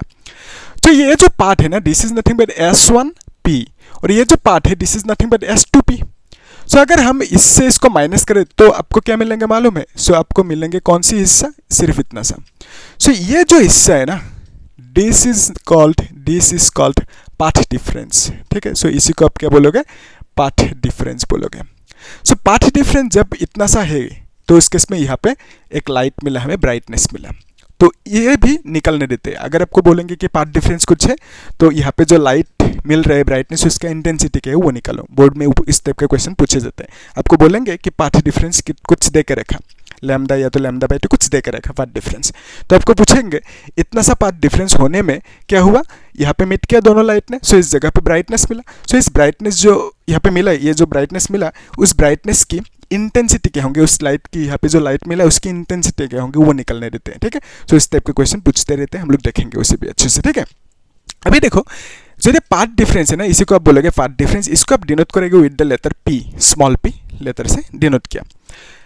एक कॉन्सेप्ट है, कॉन्सेप्ट ये है कि जो फाई होता है ना, एक फॉर्मूला है सिंपल, ये इसका डेरिवेशन नहीं चाहिए, आप ऐसे ही याद रख लो कि phi is equal to 2 pi path difference divided by lambda. P मतलब पाथ डिफरेंस, फाई मतलब क्या है फेज एंगल, लैम्डा मतलब वेवलेंथ, पाई मतलब तो जानते हो। तो पाई इज इक्वल टू, ये मतलब बेसिक सी एक फॉर्मूला है, phi is equal to 2 pi P by lambda. तो पी मतलब क्या है पाथ डिफरेंस। ओके, सो ये जो फॉर्मूला है, यहाँ से आप क्या क्या कर सकते हो उसको ध्यान से देखना। जब भी कॉन्स्ट्रक्टिव इंटरफेरेंस होंगे तो उस केस में क्या होना होगा, कॉस फाई की वैल्यू 1 होना होगा। तो कॉस फाई की वैल्यू 1 होना मतलब आप क्या बोल सकते हो कि फाई की वैल्यू क्या होंगे, फाई की वैल्यू देखो, कॉस फाई की वैल्यू ये है +1, तो यहाँ पे कॉस 0 होने से कॉस की वैल्यू कितना होंगे, cos 0 इज 1, राइट। यस, तो मतलब इसमें फॉल करने से 1 होंगे cos फाई की वैल्यू। तो फाई की वैल्यू 0 होना होगा, 0 होना होगा, और क्या होना होगा, और एक राउंड यहाँ पे आएंगे, क्योंकि यहाँ पे आएंगे तो -1, तो आपको चाहिए +1। सो बेसिकली यहाँ पे 0 होंगे, फिर एक राउंड मतलब 360, सो 2 पाई होंगे, 2 पाई मतलब 360, तो और एक राउंड मतलब और एक बार 2 पाई मतलब 4 पाई लिखोगे, और एक राउंड मतलब यहाँ पे फॉल करेंगे तो बेसिकली 6 पाई। तो इसमें जब फॉल करेंगे तो कॉस की वैल्यू क्या होंगे, +1 होंगे। तो फाई की वैल्यू इतना सा होने से आपको क्या मिलेंगे, कॉन्स्ट्रक्टिव इंटरफेरेंस। अभी ऐसा भी पूछे जा सकते हैं कि अगर फाई की वैल्यू इतना मिलने से कॉन्स्ट्रक्टिव इंटरफेरेंस मिल रहा है, तो पाथ डिफरेंस की वैल्यू कितना होने से कॉन्स्ट्रक्टिव इंटरफेरेंस मिलेंगे, वो भी पूछे जा सकते हैं, उसको भी देख लो। उसके लिए आप क्या करोगे, इसको भी मिटा सकते हैं अभी, ठीक है, इसको भी मिटा देते हैं, आप लोग नोट करते हैं ना। तो इसके लिए हम क्या कर सकते हैं कि ये जो फॉर्मूला है ना फाई, तो फाई इज इक्वल टू क्या लिख सकते हो कि phi is equal to 2 pi P by lambda. Okay, so phi is equal to ये है formula 2 pi P divided by lambda. So जब भी फाई की वैल्यू 0 होंगे, फाई की वैल्यू 0 होंगे, फाई की वैल्यू 0 होंगे, तो उस केस में पी का वैल्यू कितना होंगे, तो पी का वैल्यू आप क्या लिखोगे, 2 pi lambda is equal to phi है ना, तो फाई की वैल्यू 0 लिख दो। सो बेसिकली आप लिखोगे p इज इक्वल टू 0 ही होंगे, ठीक है। सो फाई की वैल्यू 0 होने से p की वैल्यू भी 0 होंगे, तब भी आपको कॉन्स्ट्रक्टिव इंटरफेरेंस मिलेंगे। सो फाई की वैल्यू जब 2 पाई होंगे तो उस केस में p की वैल्यू क्या होंगे, तो आप लिखोगे, डायरेक्टली लिख दें, 2 pi p by lambda is equal to 2 pi लिखोगे, 2 पाई कैंसिल आउट हो गया, तो p is equal to lambda लिखोगे, तो यहाँ पे p is equal to lambda लिखा। तो फिर फाई की वैल्यू जब 4 पाई होंगे तो उस केस में p का वैल्यू कितना होंगे, उसके लिए आप क्या करोगे, फाई मतलब क्या है, फाई मतलब 2 pi p by lambda is equal to 4 pi लिखोगे फाई की वैल्यू। सो यहाँ पे p इज इक्वल टू क्या लिखोगे, पाई पाई कैंसिल, लैम्डा 2 लैम्डा लिखोगे, सो यहाँ पे 2 लैम्डा लिखोगे। सो जब भी फाई की वैल्यू 6 पाई रखोगे तो इसमें क्या मिलेंगे, 3 लैम्डा मिलेंगे, ठीक है। तो बेसिकली आप कह सकते हो जब भी पाथ डिफरेंस 0 होंगे, कॉन्स्ट्रक्टिव इंटरफेरेंस, पाथ डिफरेंस की 0 का मीनिंग क्या है कि ये जो है ना सेटअप इसमें, ओके, यहाँ पे S1 है, यहाँ पे S2, तो यहाँ पे ध्यान से देखना, इसमें ये ब्राइट हो गया, सेंट्रल ब्राइट, ठीक है, तो यहाँ पे ये होंगे पाथ और ये इसके लिए पाथ, तो दोनों सेम साइज की है, तो बिकॉज ऑफ दैट माइनस करोगे तो पाथ डिफरेंस कितना मिलेंगे, 0 मिलेंगे। सो पाथ डिफरेंस 0 मिला मतलब आप बोलोगे कॉन्स्ट्रक्टिव इंटरफेरेंस। तो यहाँ पे सेंटर पे क्या होता है, ब्राइटनेस मिलता है, यानी कॉन्स्ट्रक्टिव इंटरफेरेंस मिलेंगे। सो ये जो इंटरफेरेंस है दिस इज कॉन्स्ट्रक्टिव इंटरफेरेंस, अच्छे से लिखना कॉन्स्ट्रक्टिव, ओके, कॉन्स्ट्रक्टिव इंटरफेरेंस है ना, इज पाथ डिफरेंस 0 होने से। फिर पाथ डिफरेंस लैम्डा होने से भी कॉन्स्ट्रक्टिव इंटरफेरेंस, और 2 लैम्डा होने से भी कॉन्स्ट्रक्टिव, 3 लैम्डा होने से, इस तरह से आगे बढ़ते जाएंगे। तो डिस्ट्रक्टिव के लिए क्या करोगे, सो यहाँ पे cos फाई की वैल्यू -1 होने से डिस्ट्रक्टिव, यहाँ तक तो ठीक है।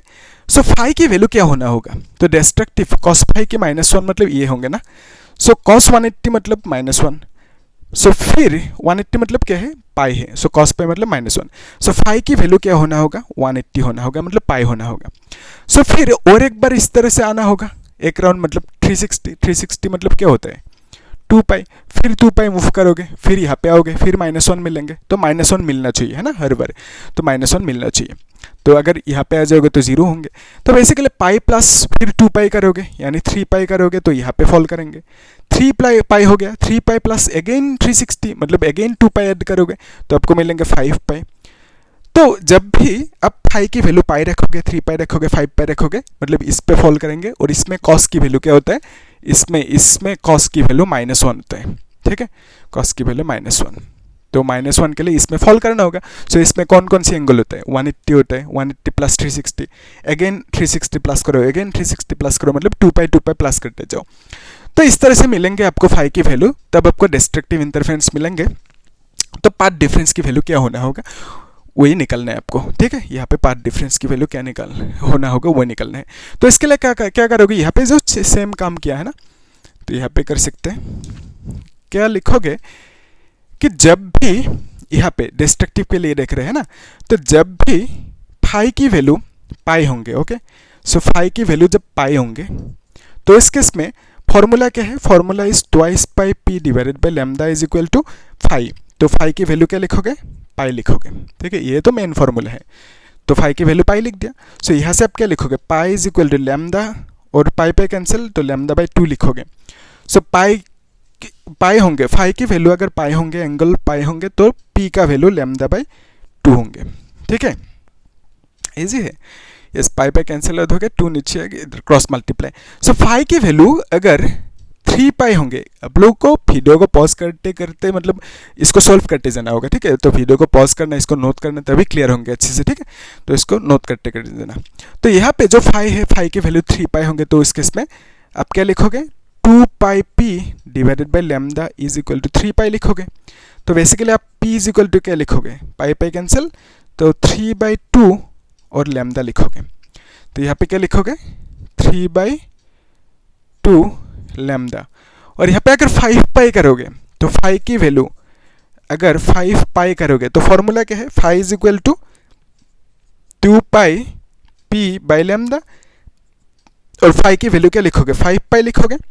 तो यहाँ से आप क्या लिखोगे, 5/2 लैम्डा लिखोगे।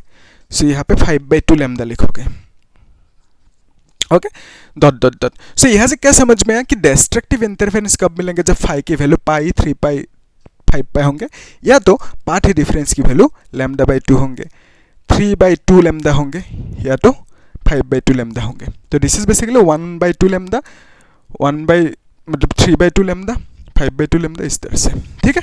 तो इतना सा होने से पाथ डिफरेंस की वैल्यू तो डिस्ट्रक्टिव, और यहाँ पे कॉन्स्ट्रक्टिव कब होंगे, पाथ डिफरेंस की वैल्यू इतना सा होने से, ठीक है। कभी कभी पूछे जाते तो आप लोग कर सकते हो। सो इतना ही बेसिक कॉन्सेप्ट था। अभी हम लोगों को क्या करना है, जो क्वेश्चन है ना, क्वेश्चंस को सॉल्व करना है। तो पहला जो क्वेश्चन है बोर्ड एग्जाम JEE में पूछा गया था, उसको आप लोग अच्छे से एक बार करने की कोशिश करो, ठीक है। इसको मिटाना होगा, ठीक है, मिटा रहते तो आप लोग नोट करके रखना, ठीक है। सो फर्स्ट क्वेश्चन जो है ना, उसको एक बार खुद ट्राई करो आप लोग, उसके बाद सॉल्यूशन को देखना, ठीक है। सो क्या पूछा फर्स्ट क्वेश्चन में, ये क्वेश्चन JEE में जनवरी महीने में पूछा था, 2023, रिसेंट क्वेश्चन अच्छे से देखना। क्या पूछा था, displacement equation of 2 interfering waves. तो ऐसे समझो जो यंग्स की एक्सपेरिमेंट है ना, इस तरह की, ठीक है। यहाँ पे एक स्लिट होंगे S, और इसको S1 कह दिया, इसको S2 कह दिया, यहाँ पे स्क्रीन है, ठीक है। सो आपको बोला कि यहाँ से जो वेव निकला, इस वेव की जो डिस्प्लेसमेंट इक्वेशन है y1 that is equal to 10 sin ωt plus π/3, ठीक है, ये है। सो यहाँ पे देखो दिस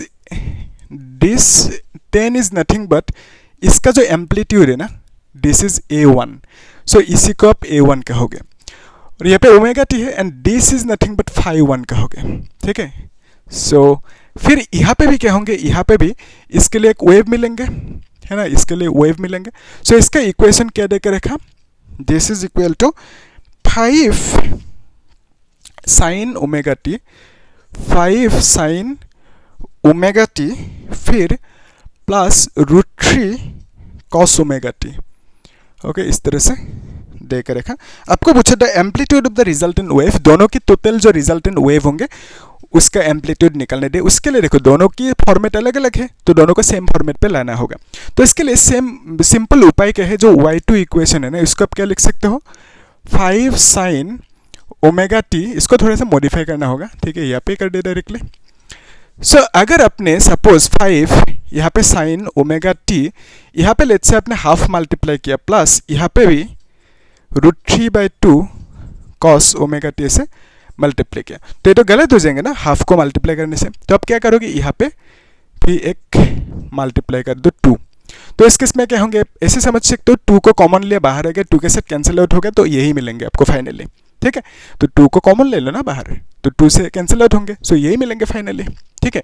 तो ऐसा किया, क्यों किया ऐसा, इस तरह से करने से लाभ क्या होंगे कि आपको मालूम है जो कॉस की वैल्यू होता है ना, कॉस 60 की वैल्यू, सो कॉस 60 मतलब हाफ होता है, तो 60 मतलब क्या होता है, π/3 that is equal to half. So sine 60 का वैल्यू कितना होता है, साइन 60 का वैल्यू, साइन 60 मतलब क्या लिखोगे, π/3 लिखोगे ना, π/3 मतलब 60, तो दैट इज इक्वल टू क्या लिख सकते हो, √3/2, ठीक है। तो यहाँ पे जो हाफ है ना, हाफ की जगह पे क्या लिखेंगे, फुल, यहाँ पे साइन ओमेगा टी, और यहाँ पे हाफ की जगह पे लिखोगे cos π/3, ठीक है। सो यहाँ पे हाफ की जगह पे लिखोगे cos π/3, ओके। फिर यहाँ पे प्लस लिखोगे √3/2 मतलब क्या लिखोगे, साइन 60 साइन π/3, और यहाँ पे cos ओमेगा टी। ऐसा क्यों लिखा, तब एक इक्वेशन के फॉर्मेट पे आ गया है ना। तो आपको मालूम है sign a + b cos a cos b, ठीक है। सो इसको आप ऐसे समझो कि this is sine a cos b plus cos a समझो एंड साइन b, ठीक है। तो इसको इस साइड लेके गए, cos ओमेगा तो आगे लेके आए, ऐसे समझो, ओमेगा तो मतलब a एंड b मतलब π/3। सो इसको आप क्या लिख सकते हो, this is 10 sine a + b, a मतलब ओमेगा टी प्लस b मतलब π/3, इस तरह से लिखोगे, ठीक है। और यहाँ पे 10 को इसको इस डायरेक्टली लिख सकते हो, 10 इंटू दिस मच, ओके। सो आपको क्या मिला कि 10 इंटू, और यहाँ पे y2 is equal to this much. तभी देखो this is nothing but a2 and this is omega T and this is nothing but φ2, okay. सो अगर आपको दोनों की फेज डिफरेंस चाहिए, फेज डिफरेंस मतलब फाई होता है, एक्चुअली आपको क्या चाहिए, आपको चाहिए ये जो एम्पलीट्यूड है ना, सो रिजल्टेंट, आपको क्या पूछा क्वेश्चन में, the amplitude of the resultant wave is, तो दोनों की जो रिजल्टेंट, ये तो मतलब क्या है, इसका जो एम्पलीट्यूड है दिस इज a2, तो दोनों की रिजल्टेंट एम्पलीट्यूड चाहिए, मतलब a की वैल्यू चाहिए। सो a की वैल्यू कैसे फाइंड आउट करेंगे, उसके लिए आप सिंपल रखो कि a is equal to, root लगाओगे ना, बोथ साइड रूट कर दिया, ऐसे समझो, a1² plus a2² plus 2a1 a2 cos phi, ठीक है। तो अभी देखो a1 मतलब 10 मिला, a2 मतलब भी 10, ठीक है, प्लस 2 इंटू a1 मतलब 10 है, a2 मतलब भी 10 है, इंटू cos phi की वैल्यू कितना है, phi की वैल्यू 0, क्यों 0, उसके लिए भी देखो कि एक्चुअली फेज डिफरेंस जो होता है ना, फेज डिफरेंस, उसको क्या लिखोगे, दोनों φ2 माइनस φ1 करोगे, तो φ2 की वैल्यू कितना है, π/3, ठीक है। सो π/3, φ1 की वैल्यू कितना है, π/3 है, सेम ही है, तो 0 लिखोगे ना फेज डिफरेंस फाई की वैल्यू। तो यहाँ पे जो ये फॉर्मूला में ये फाई है ना, this phi is nothing but phase difference, ठीक है।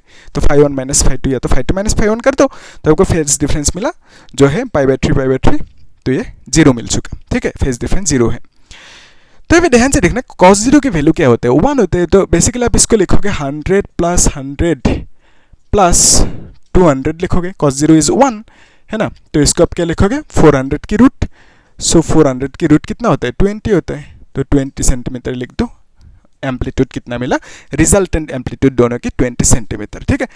तो अब ऐसे समझो सिंपल कि ये एक वेव है, इसका एक एम्पलीट्यूड है which is a1 which is 10, और एक वेव है जिसका भी एम्पलीट्यूड कितना है, 10 ही है, सेम है एम्पलीट्यूड, जिसको आपने a2 कह दिया, 10 है, दोनों का टोटल कितना होंगे, टोटल इस तरह से होंगे, सो दिस इज द टोटल, तो यहाँ से यहाँ तक जो ये होंगे ना, दिस इज टोटल, इसको कैपिटल A कह दिया 20 सेंटीमीटर, ठीक है।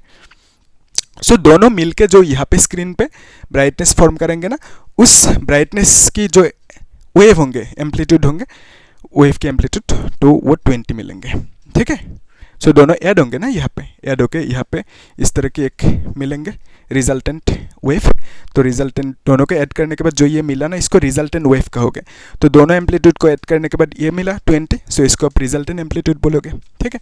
सो रिजल्टेंट एम्पलीट्यूड की वैल्यू पूछा था, सो आपको कितना मिला, 20, यानी this is the resultant amplitude, okay. अच्छे से लिखना आप लोग, रिजल्टेंट एम्पलीट्यूड फाइंड कर सकते हैं ना। तो ये पूछा था। अभी जो नेक्स्ट क्वेश्चन है ना, उसे भी साथ में सॉल्व कर लेते हैं। इसको मिटाना होगा, ठीक है। सो मिटा ही देते हैं, क्या करें। सो नेक्स्ट क्वेश्चन को आप लोग कर सकते हो, एक बार ट्राई करो, ठीक है, उसके बाद सॉल्यूशन को देखना। ये क्वेश्चन बोर्ड एग्जाम 2014 एंड 24 दोनों में पूछा गया था, अच्छे से देखना, और इस टाइप का क्वेश्चन पूछते रहते, ठीक है। क्या पूछा, in Young's double slit experiment the intensity of light at a point on the screen where the path difference is lambda is K units. Okay, ऐसे समझो कि एक सोर्स है S1, this is S2। Okay, so यहाँ से जो light निकला उसका इंटेंसिटी क्या है, उसका इंटेंसिटी ओके, ऐसे बोला गया क्वेश्चन में कि ये है एक स्क्रीन, ठीक है, और यहाँ पे ये जगह है, लेट्स से ये ब्राइट हो गया, ठीक है, ये है ब्राइटनेस मिला यहाँ पे, तो इस पॉइंट का नाम दे दो P। सो यहाँ से ये जो है ना लाइट गया, सो इस सोर्स से भी लाइट गया वहाँ तक, यहाँ पे मिट किया, सो इस जगह को ब्राइट कर दिया दोनों ने, है ना। सो आपको क्या बोला कि जब भी पाथ डिफरेंस मतलब क्या है, सो ये जो जगह है ना इसी को पाथ डिफरेंस बोलोगे। सो पाथ डिफरेंस की वैल्यू जब कितना होंगे, लैम्डा होंगे, ठीक है, पाथ डिफरेंस की वैल्यू जब लैम्डा होंगे तब हमें बोला कि यहाँ पे जो ये लाइट मिलेंगे, इस लाइट का जो इंटेंसिटी होंगे उसका वैल्यू के यूनिट्स होंगे, ठीक है, मतलब के होंगे जब पाथ डिफरेंस की वैल्यू लैम्डा होंगे, ठीक है। सो यहाँ से आपको क्या चाहिए मालूम है, इंटेंसिटी निकलने के लिए जो फॉर्मूला है इसमें फाई है, फाई मतलब फेज डिफरेंस। तो बेसिकली यहाँ पे P का वैल्यू लैम्डा है, तो फाई का वैल्यू कितना होना होगा वो भी निकलना होगा, है ना। तो उसके लिए क्या करोगे, अब एक्चुअली देखो आपको कुछ क्वेश्चन पूछा, नंबर 1 क्वेश्चन में पूछा कि जब भी पाथ डिफरेंस λ/6 होंगे, है ना, तो उस केस में यहाँ पे लैम्डा है, तो उस केस में इंटेंसिटी के मिला। सो पाथ डिफरेंस λ/6 होने से कुछ हमें फाई की वैल्यू मिलेंगे, और साथ में हमें क्या पूछा क्वेश्चन में कि इंटेंसिटी कितना होंगे वो निकलने दिया, ठीक है। तो इसके लिए आपको फाई की वैल्यू निकलना होगा, निकालेंगे। नंबर 2 क्वेश्चन में क्या पूछा कि पाथ डिफरेंस जब कितना λ/4, सो पाथ डिफरेंस जब λ/4 होंगे तब इंटेंसिटी कितना होंगे वो पूछा। जैसे यहाँ पे लैम्डा है पाथ डिफरेंस, तो इंटेंसिटी कितना है, के है, सो यहाँ पे कितना है पूछा जब पाथ डिफरेंस λ/4 होंगे। सो उसके लिए आपको निकलना होगा फाई की वैल्यू। नंबर 3 में क्या पूछा कि पाथ डिफरेंस जब λ/ कितना होंगे, 3 होंगे, तो उस केस में इंटेंसिटी की वैल्यू कितना होंगे वो पूछा आपको। उसके लिए again you need to find phi की वैल्यू इसमें क्या होंगे, ठीक है। फिर नंबर 4 में क्या पूछा कि पाथ डिफरेंस की वैल्यू जब λ/2 होंगे, तो उस केस में इंटेंसिटी की वैल्यू क्या होंगे वो पूछा, और उसके लिए आपको क्या चाहिए, फाई की वैल्यू चाहिए, ठीक है। सो ध्यान से देखना, एक्चुअली आइडिया ये है कि आप एक काम कर सकते हो, यहाँ पे जो इंटेंसिटीज है ना, इंटेंसिटी को आप इक्वल कर सकते हो, यानी जब भी यहाँ पे ब्राइटनेस मिलेंगे तो यहाँ पे कुछ इसके इंटेंसिटी होंगे, इसका I1 कह दो, इस सोर्स की इंटेंसिटी को I2 कह दो, ठीक है।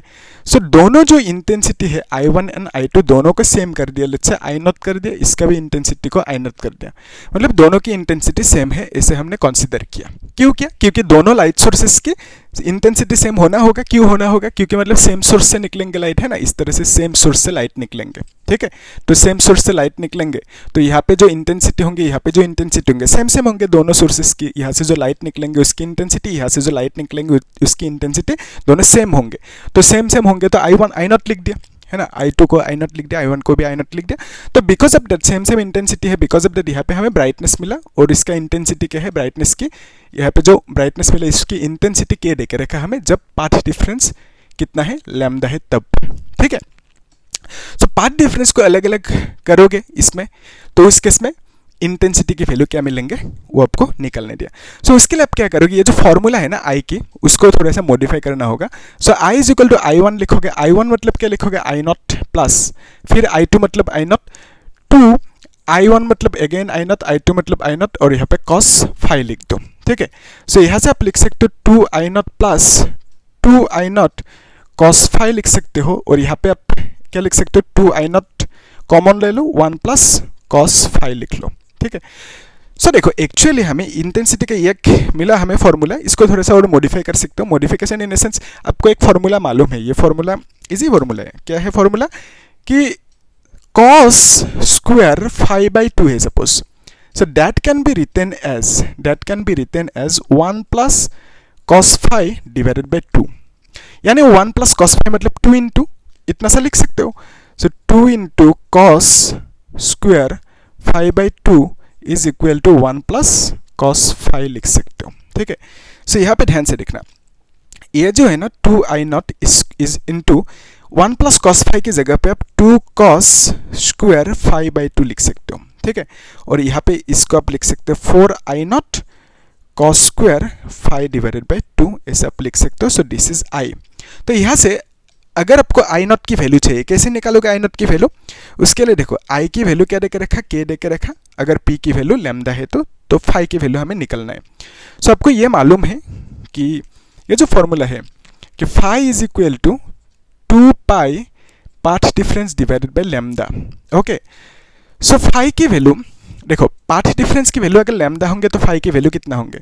सो पाथ डिफरेंस की वैल्यू अगर आपने लैम्डा कर दिया तो फाई के वैल्यू 2 पाई होंगे, लैम्डा लैम्डा कैंसिल आउट हो गया है ना, तो फाई की वैल्यू 2 पाई हो गया।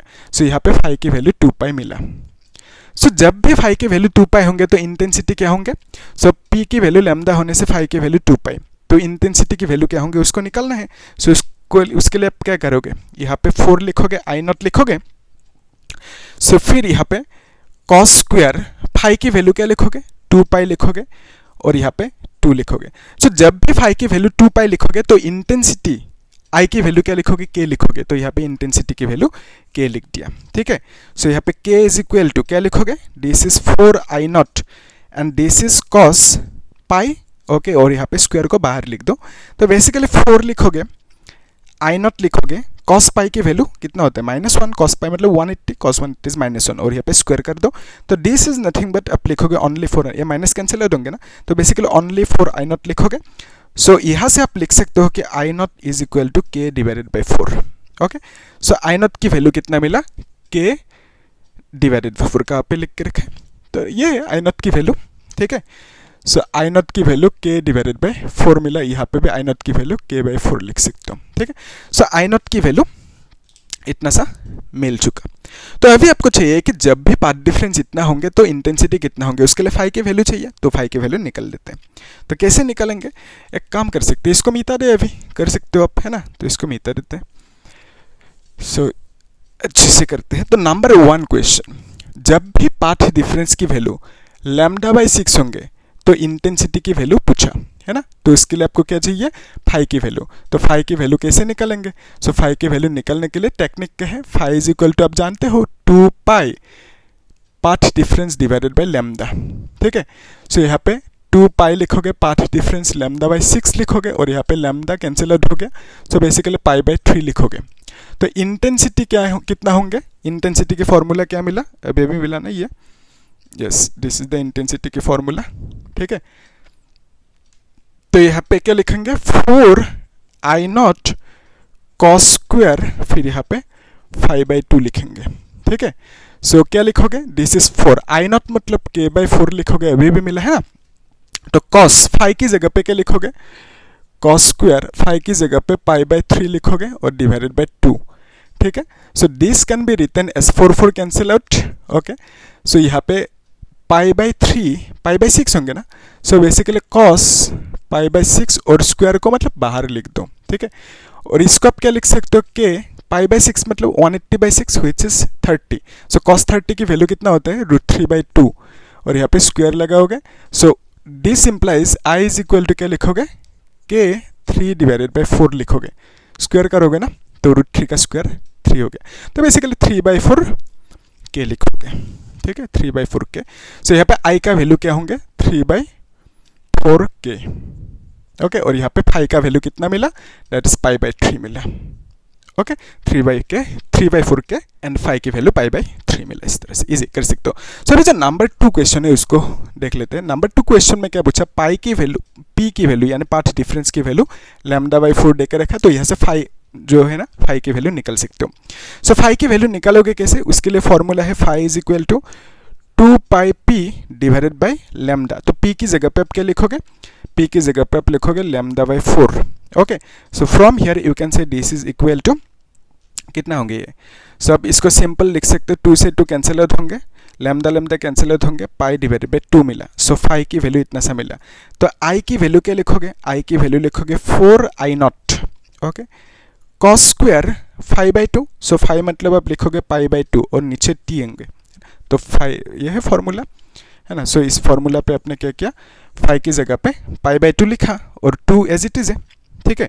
सो ये 2 नीचे आएंगे तो आप लिख सकते हो 4 आई नॉट, मतलब क्या लिख सकते हो k/4 इंटू कॉस, ये कितना होंगे π/4, π/4 मतलब कितना होता है 45, cos 45 की वैल्यू 1/, ठीक है अभी ऐसे रखते हैं, तो π/4, तो फिर यहाँ पे स्क्वायर लगाओगे, तो आपको मालूम है this is k into cos 45 मतलब 1/√2, ओके आपको मालूम है π/4 180/4 मतलब 45, तो cos 45 इज कितना होंगे 1/√2। सो 1/√2 की स्क्वायर कितना होंगे, ये 2 होंगे, √2 इंटू √2 इज 2, तो बेसिकली k/2 मिलेंगे, तो i की वैल्यू कितना मिला k/2 मिला, ठीक है। सो यहाँ पे पाथ डिफरेंस की वैल्यू λ/4 होने से i की वैल्यू क्या होंगे k/2 होंगे, और यहाँ पे phi की वैल्यू कितना मिला दैट इज π/2 यानी 90 मिला, ठीक है। सो यहाँ पे π/3 मतलब 60, तो यहाँ पे 90 मिला, phi की वैल्यू π/2 कितना 90 -2 होंगे ना ये phi। सो पाथ डिफरेंस λ/4 होने से phi की वैल्यू π/2 होंगे यहाँ पे। तो अभी नेक्स्ट इसको देखना है कि पाथ डिफरेंस जब, ओके इसको यहाँ पे कर लेते हैं कि नंबर 3 क्वेश्चन में क्या पूछा, जब पाथ डिफरेंस कितना है λ/3 है, ओके λ/3 है, तो इस केस में phi की वैल्यू क्या लिखोगे 2πp डिवाइडेड बाय लैम्डा, तो p मतलब λ/3 लिखोगे, ठीक है 2πp डिवाइडेड बाय लैम्डा। सो वही फॉर्मूला है, ठीक है phi इज इक्वल टू वही formula 2πp by lambda, p की जगह पे λ/3 लिखा है इस बार, तो यहाँ पे लैम्डा कैंसिल आउट होंगे, 3 नीचे आ जाएंगे है ना, 2/3 पाई लिखोगे, ठीक है मतलब 2π/3 लिख सकते हो। तो यहाँ से आपको i की वैल्यू चाहिए, तो i इज इक्वल टू क्या लिखोगे 4i0, फिर यहाँ पे cos स्क्वायर, और यहाँ पे क्या लिखोगे 5/2 है ना, सो phi की जगह पे 2π/3 लिखोगे, और यहाँ पे 2 लिखोगे है ना, phi की जगह पे 2π/3 लिखा और यहाँ पे 2 लिखा नीचे, ठीक है इजी कर सकते हो।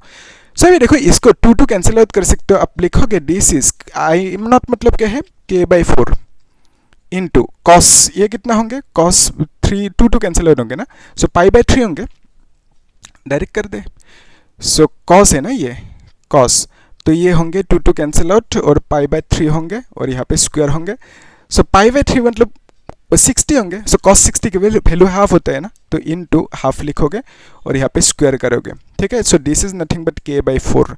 सो i की वैल्यू कितना है k/4 आया, तो i की वैल्यू कितना मिला k/4 मिला, जब phi की वैल्यू कितना मिला, phi की value 2π/3, okay 2π divided by 3, okay. So जब भी पाथ डिफरेंस की वैल्यू λ/3 होंगे तो इस केस में इंटेंसिटी कितना होंगे वो पूछा था k/4, उसके लिए आपको चाहिए phi की वैल्यू, वो भी निकल लिया अपने साथ में, ठीक है। तो फिर वैल्यूज को पुट कर दे, हो गया आंसर है ना। तो अभी करो, ठीक है वीडियो को पॉज करके अभी इसे ट्राई करो, कितना आंसर आएंगे, इंटेंसिटी की वैल्यू कितना होंगे यहाँ पे, और यहाँ पे phi की वैल्यू कितना होंगे मुझे बोलना कमेंट में, ठीक है। वीडियो को पॉज करके अभी ट्राई करो, ठीक है, दिस इज इंपॉर्टेंट, करना चाहिए आपको, ठीक है अभी ट्राई करो। सो जो नेक्स्ट क्वेश्चन है ना उसे सॉल्व कर लेते हैं अभी हम लोग, तो आप लोग इसे ट्राई करना और मुझे बोलना कमेंट में, ठीक है।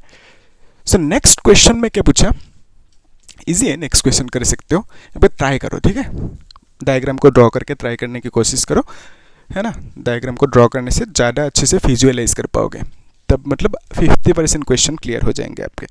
सो क्या पूछा क्वेश्चन में, इस क्वेश्चन में यस ये क्वेश्चन JEE मेन अप्रैल महीने में पूछा गया था 2024, अच्छे से देखना। क्या पूछा, the 2 coherent monochromatic light beams of intensities I and 4I are superimposed। सो इसे समझो कि सिंपल रखते कि ये एक सोर्स है S1, ये एक सोर्स है S2। सो यहाँ से जो लाइट निकला इसका इंटेंसिटी कुछ है I1, इससे जो लाइट निकला इसका इंटेंसिटी I2। सो इसका इंटेंसिटी की वैल्यू I दे के रखा, इसका इंटेंसिटी कितना है 4 टाइम्स ऑफ दिस यानी 4I दे के रखा। यहाँ पे एक स्क्रीन है, ठीक है। सो आपको क्वेश्चन में बोला कि दोनों सुपर इम्पोज हुआ मतलब ब्राइटनेस फॉर्म करेंगे, the difference between maximum and minimum possible intensities in the resulting beam. So maximum intensities को आई मैक्स कह देते और मिनिमम इंटेंसिटीज को आई मिनिमम कह देते। इसका value difference I max and I minimum की जो डिफरेंस है वो देके रखा है एक्स आई। तो हमें पूछा जो एक्स की वैल्यू होंगे वो कितना होंगे, ठीक है। सो उसके लिए क्या करोगे आप, एक्चुअली आप ऐसे सिंपल रख सकते हो कि ये जो इंटेंसिटी है ना मैक्सिमम इंटेंसिटी, सो इंटेंसिटी की ये है main formula. So maximum intensity कब मिलेंगे, मैक्सिमम इंटेंसिटी कब मिलेंगे जब cos phi की वैल्यू +1 में होंगे, ठीक है, यानी इस फॉर्मूला को आप रीराइट कर सकते हो, maximum intensity is equal to I one मतलब क्या लिख सकते हो, आई लिख सकते हो, फिर प्लस I2 मतलब 4I लिख सकते हो, प्लस 2 इंटू आई वन मतलब I लिख सकते हो, एंड I2 मतलब 4I लिख सकते हो, और यहाँ पे cos फाई की वैल्यू क्या लिखोगे, +1 लिखोगे, तब आपको मैक्सिमम इंटेंसिटी मिलेंगे।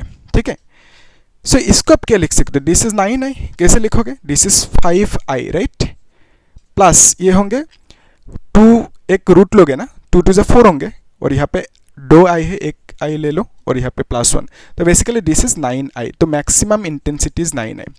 So similarly if you need minimum intensity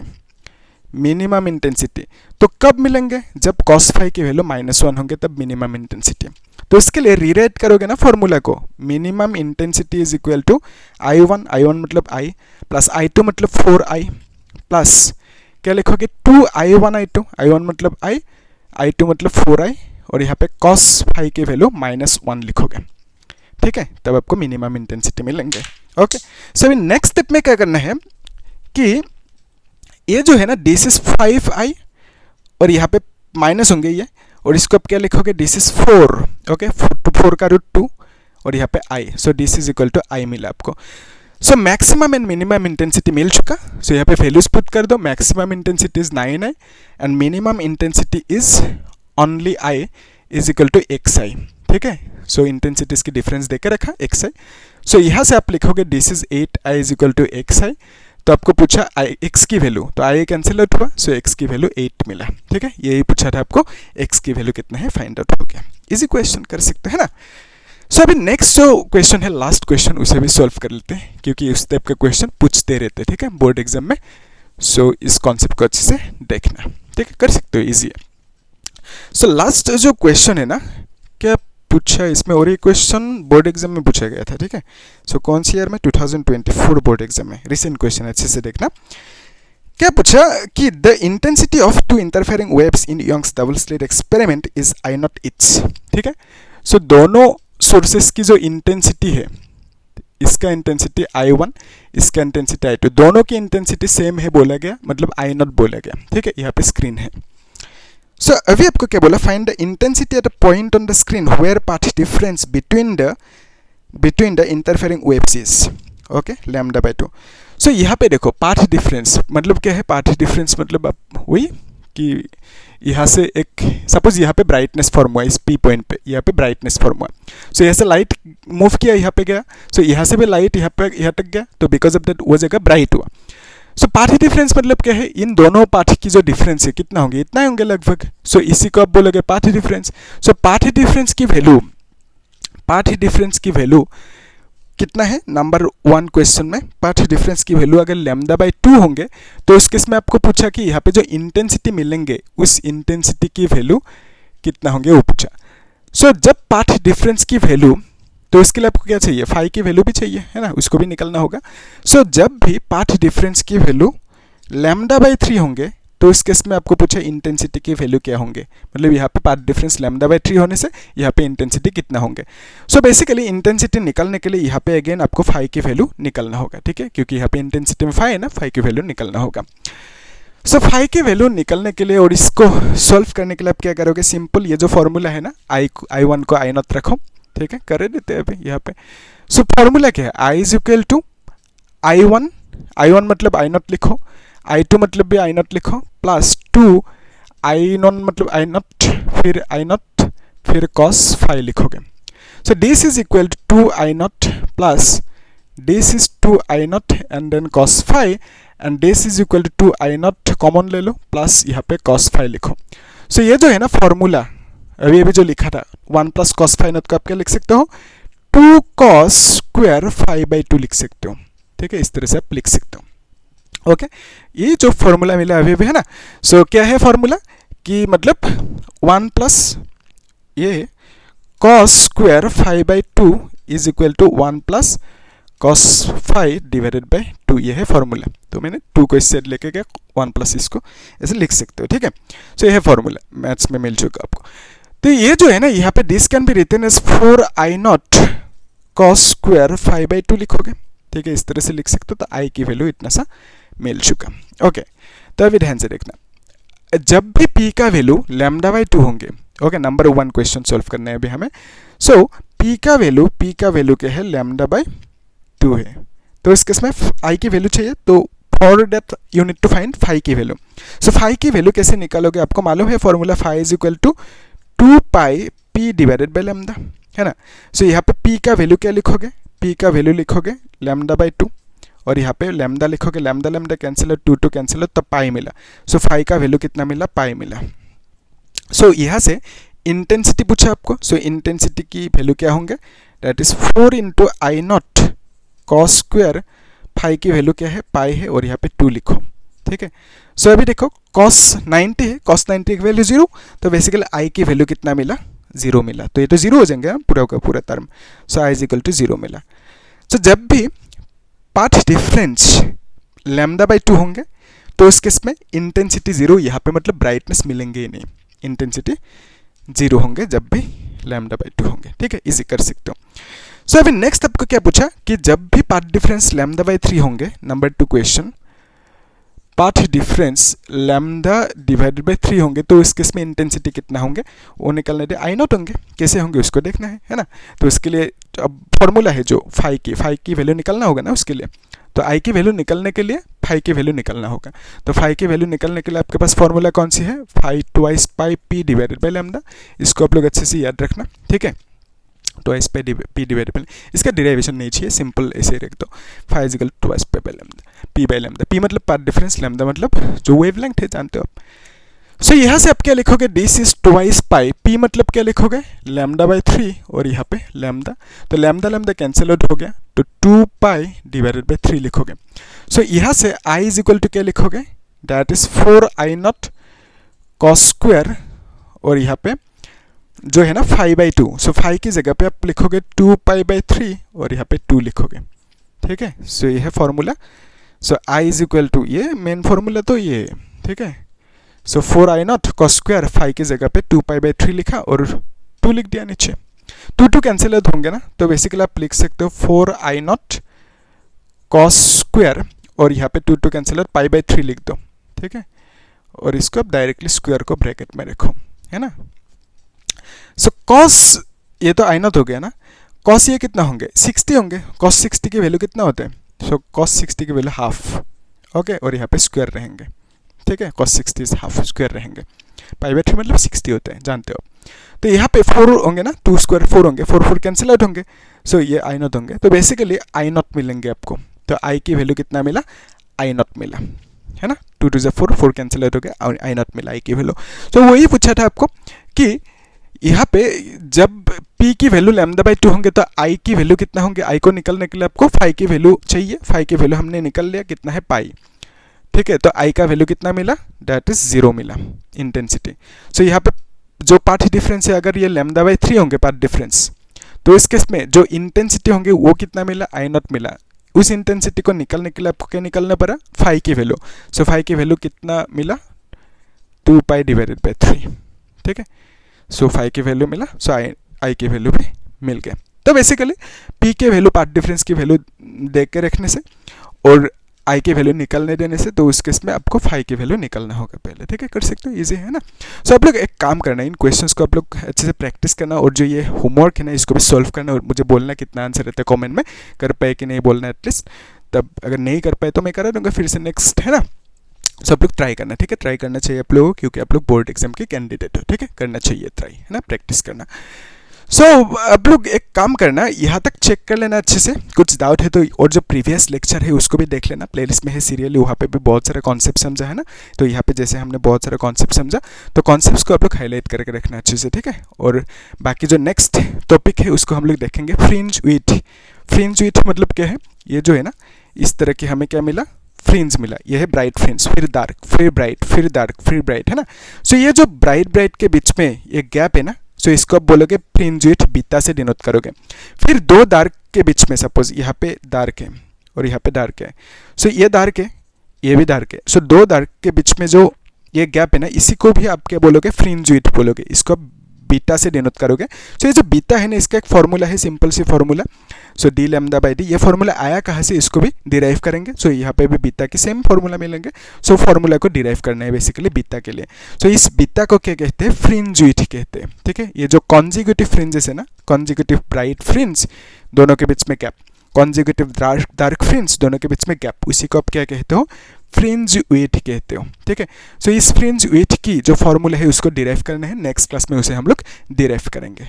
so आप लोग क्या करना, चैनल को सब्सक्राइब करके रखना और लाइक भी कर देना वीडियो को और शेयर कर देना, ठीक है। कुछ डाउट है तो पूछना होगा और बाकी वीडियोस प्लेलिस्ट में चेक करना, ठीक है। Thank you.